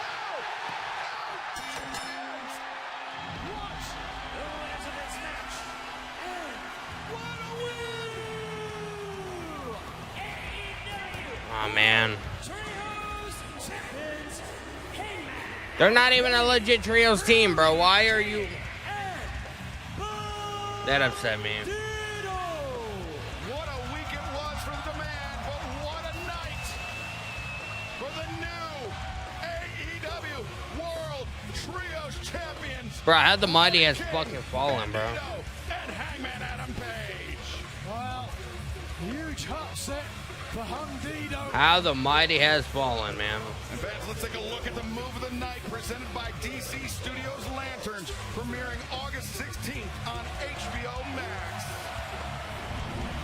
Well, if two moves, two heads are better than one. Two moves, certainly highly effective. Buckshot lariat into the 21 plex, and it's 3 is the magic number. Adam Page wears gold again with the former tag team champions Brodido. What a night, what a moment, and look at this. Bro, this, I don't know, what the fuck? Adam Page did not wait long, jumping back in the saddle, and fans, we still have our main event to come tonight. Our next main event. Will Ospreay, Dougzilla Mark Davis, next, live from Mexico City, Mexico. And only Last night, you...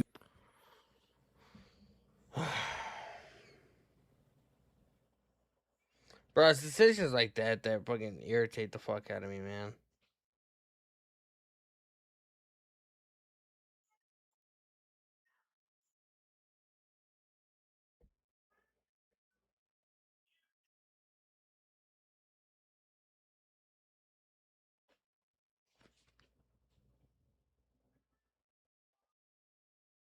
I'll be right back, y'all.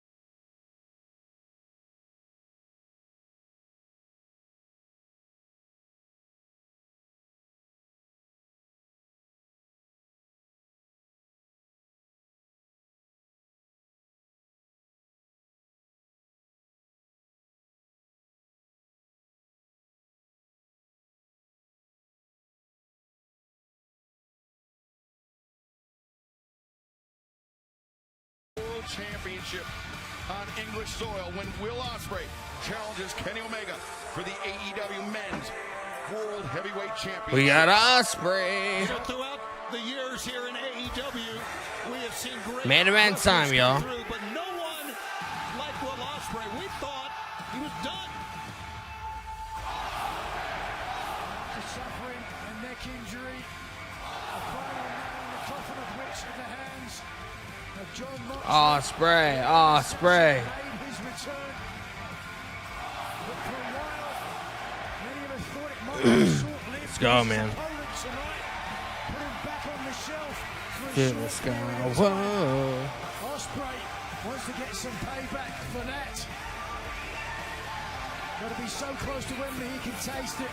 A dangerous detour tonight. Facing his former United So Empire elevated. stablemate who has now crossed to the dark side of the Don Callis family.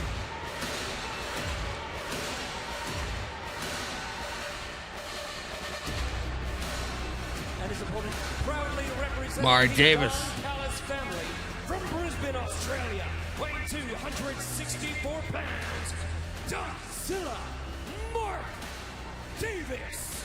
Godzilla Mark Davis coming out in chair, steel chair in hand, sans Don Callis. Both Ospreay and Davis agreed that they would battle it out with everyone banned from ringside in this Mexico City street fight. Whoa, Davis! Ospreay taking a bite to Davis. Very nearly beheaded Ospreay, but now Davis, though, gouges the eyes of Ospreay and knocks the #1 contender back into the ring. You're looking at the last man to defeat Will Ospreay in AEW. If you'll recall, the match was stopped. Ospreay could not continue. Oh, scoop slam. Oh, the big guy Sins on. much the same here tonight. And it was after Holy that Will Ospreay. by the Death Riders. 6 weeks later, Ospreay and Davis would meet again. This time, it was in the semifinals of the 2026 Owen Hart Foundation Men's Tournament. Ospreay prevailed that night, defeated Swerve Strickland in the finals, and punched his ticket to Wembley Stadium to challenge for the AEW Men's World Championship 25 nights from now. It's one of the most incredible moments I've ever seen. That Forbidden Door when Ospreay Oh, said, let's go Ospreay. his ticket. Now, for every child who has ever had a dream, who has ever been looked down on or made fun of, this is for you. But he's got to get by Dunkzilla to make it to Wembley. Ospreay Nice crossbody. and lands on Davis, but Davis crucially kept his vertical base, Tony. Yeah, he sure did, and it's hard to get a man like Dunkzilla off his feet. Let's see what happens outside here, because, again, it's a street fight, and a lot of times during a street fight, you will see them dig under Mark the Davis ring getting his ass beat, bruh. objects.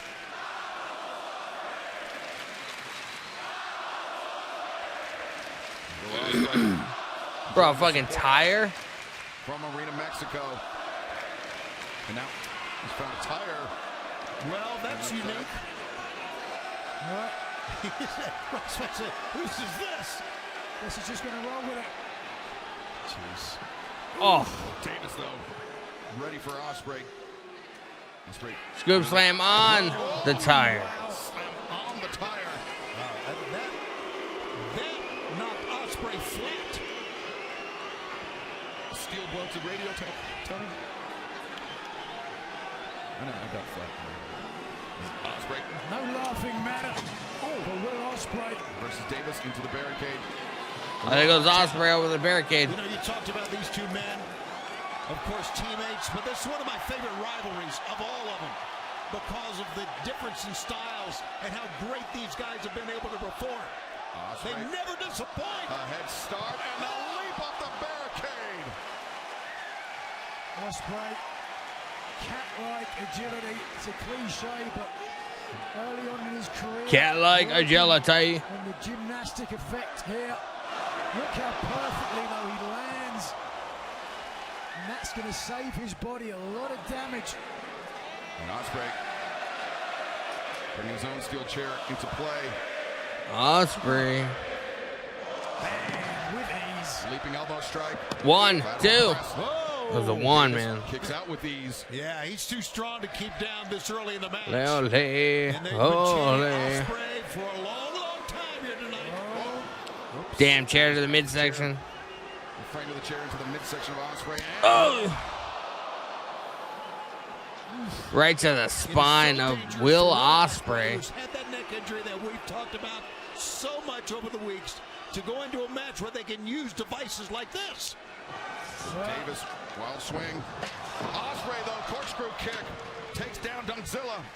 Davis was aiming for the head of Ospreay, but instead, it was the #1 contender to the world title that connected with the head of this big bear of an Australian.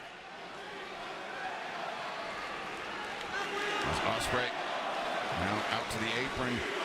Davis in his sights. Whoa, working run attempted. Too strong. Oh, no! Oh! Davis, a powerbomb on the apron. Man, you know what?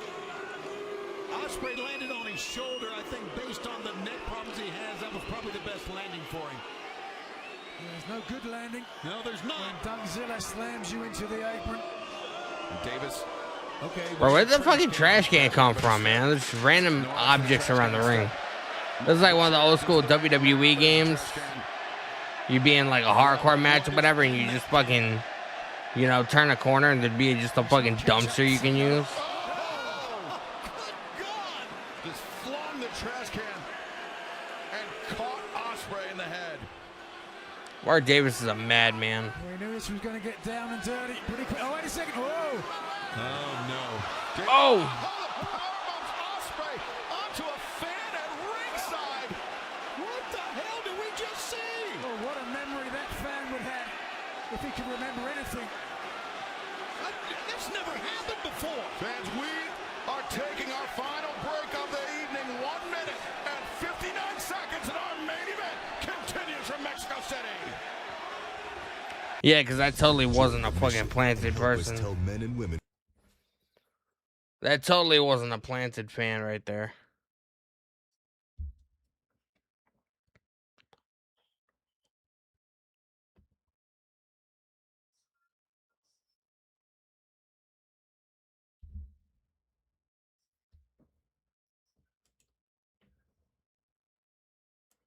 Elevated. Like an Ospreay song stuck in my fucking head.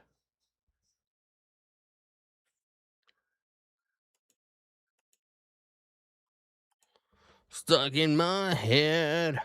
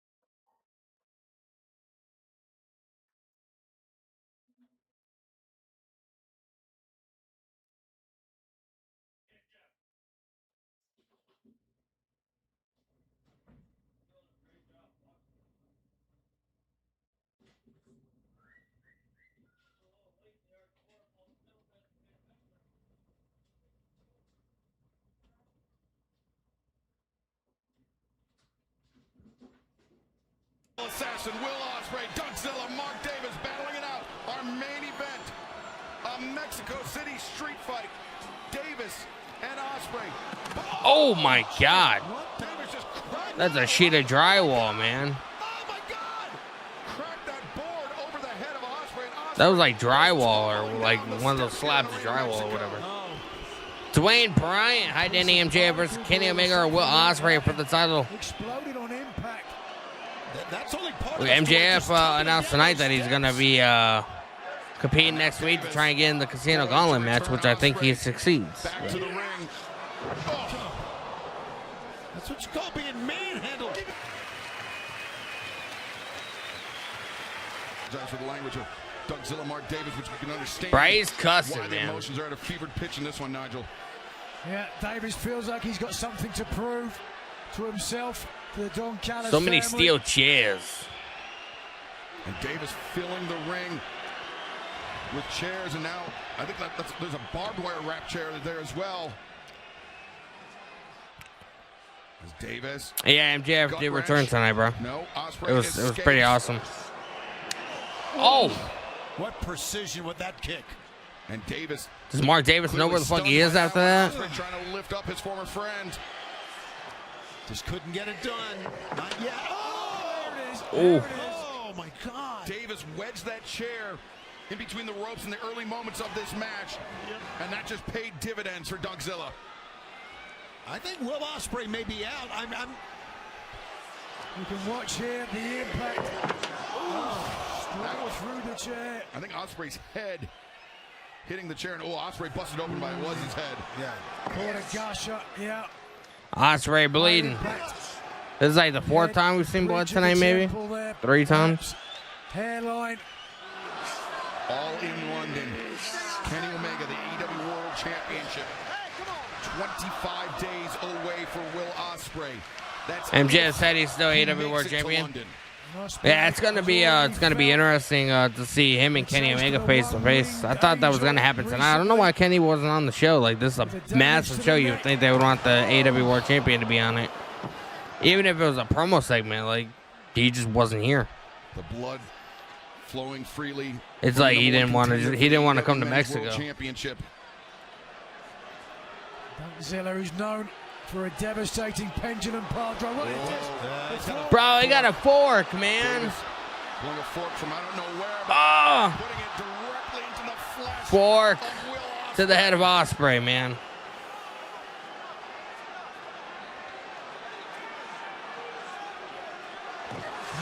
Oh, God. Puncturing Ospreay with the Gnarly. repeated blows. Remember, we mentioned this before, the last time they had to stop. Oh, drop toe hold. Had to stop the match. They may Taking the have big to man again. down. Ospreay, though, the drop toe hold. Davis, his head bouncing off the chair. Ospreay launches off the chair. Oh, Oz cutter. How does he do that? Ospreay makes the cover. And Davis Bro. able to free himself. How does Will Ospreay come back from all that to almost win the MJF match? versus Kenny Omega to crown the unified AEW World Champion. I mean, I can see it. Ospreay. Right, he's gonna take the fork and bludgeon Is fair play for Dougzilla Mark Davis. Not just stabbing, but raking at the head of Mark Davis was Will Ospreay. That's a vision, isn't it? We won't soon forget. And Nigel, is this the killer instinct that John Moxley and the Death Riders were trying to impart on Will Ospreay? Well, it looks like it. He was looking for the hidden blade, but instead, the clothesline from Dougzilla. Remember, Ospreay tendered his resignation to the Death Riders. John Moxley made it seem like it wouldn't be so easy. There would be a price to pay for Will Ospreay, and there's a price to pay for Ospreay at the hands of Oh! Dougzilla Davis. Oh my goodness! It's over. It is done. 2. No! Ospreay got his shoulder up. Not only does Ospreay kick out, Bro, he there's so launches much blood, forward. man. Say no. And Not yet. you could see the bloody imprint of Will Ospreay's head from where he got spiked by Davis. The Continental Cup. Watch the impact here and imagine the surgically repaired neck of Ospreay. Yeah, but the Continental Cup is the same thing as the Continental that Classic. was So I don't know barbed why. wire I don't know what the chair fucking point of it is. Pulling the Barbed wire. off. And things could be going from bad to worse for the aerial assassin. Oh, no! Maybe time to put Abuelita to bed. Davis building a momentum. Yes. Oh! You could see That the chair light shot speed was gnarly. Ospreay was getting to his feet on that. The fastball winged the chair at the head of Dougzilla. Now Davis and Ospreay perched on the ring apron, double underhook by They're looking for the Ospreay. Tiger Driver. Mark Davis, he can't get him up. No intention of finding out. Oh! Massive headbutt by Davis. Caught Will Ospreay right under the chin. Oh, look, here he comes. Davis. Pendulum pile driver. No. Ospreay desperately kicking his feet, trying to disrupt the grip. But no, Davis reaches into the ring, the barbed wire, raking at the flesh. Oh, and blood immediately flowing from the back. If he gets him independent punch, Bro, he got him by the dick. Well, he's hooked on there. A 2-on-1 for Will Ospreay. A 1-on-2, I should say. Or 3. Whoa! The roundhouse kick and Ospreay. Pile driver on the apron. It's payback pile driver time. It was the pile driver that had the match stopped. That's crazy, bro. Ospreay lost, and Ospreay gets it back now. The official here, both men with the crimson badge of courage, but it was Ospreay that drew second blood, if you will. A vicious pile driver, and now the official counting up to 6, I think. 7, can Davis beat the count? 8. 8 now from referee Paul Turner. That's 9. He's not going to be able to do it. And, Davis, at the last possible moment, springs back to life. But that's it! 1, 2, no! Davis! Somehow, with something stuck Bro, in the man. tank. This match is crazy. Ospreay is fired up. He can taste victory. He can smell Wembley Stadium. Bro, that referee, man. He was about to count to 3, or the count to 10. Avoided by Davis. And he had to get Mark Davis up because Mark Davis didn't know what the fuck he was doing. Crucifix 2. No! Good God. Davis breaks free, roundhouse. Dunk. Zip. Oh! Goodness, that's gotta be it. That took Ospreay out last time. Can it do it again? 1, 2. Ospreay. Oh, Lord. Bro, y'all said you were having a 30-minute overrun, not an hour overrun. These two men are just pushing each other to the absolute This is limit. insane, bro. This is insanity. Ospreay struggling up to his feet. Davis once again wrapping that right arm in the barbed wire. Endure punishment himself. The barbs into the flesh. He propels Ospreay off. Oh! Ospreay's amazing. Look at that. Look at that. Styles Clash. Steps over. He knows it. Styles Clash. That's it, man. Ospreay. 1, 2. No, Davis. Oh. Ospreay. Oh, Ospreay. Oh. Diving elbow strikes. This is the room. Bro, he's trying to put Mark Davis away, bro. Oh no, Ospreay wrapping the barbed wire around the neck. Barbed wire around the throats. Mark Davis. Ospreay with no compunction. And a hidden blade. Hidden blade. The barbed wire. 1, 2, 3. Will Ospreay beats Mark Davis in a Mexico City street fight. I mean, at least when AEW says they're going to give you a street fight, they legitimately do it. Everything Will Ospreay had, but he is now hurdled Mark Davis and can set his sights, fix his sights on Wembley Stadium. Wembley Stadium. August 30th, 25 days from now, where he will challenge Kenny Omega for the richest prize in our sport, the AEW World Championship. I'll be right back, yo. Grand night. What a hell of a match to end it all. An incredible victory by Will Ospreay. Hard earned over his former friend, now turned bitter rival, Mark Davis. And fans, we have had a tremendous Nah, he's looking down night at of action Davis. here in Mexico City. Reminder, Collision Collision returns live to his regularly scheduled night and time this Saturday, 8/7 Central on TNT and HBO Max. OSPREAY. Eddie Austin, Claudio Castagnoli, first round match. Orange Cassidy will face Get it, man. Seidel in this 16-man single elimination tournament. Whoa. Bro, when was the last time we fucking saw Eddie Kingston, man? We thank you for joining us tonight for Grand Slam Mexico. Crazy, bro. We'll see you this Saturday night in Colorado Springs for Collision. Good night, everybody.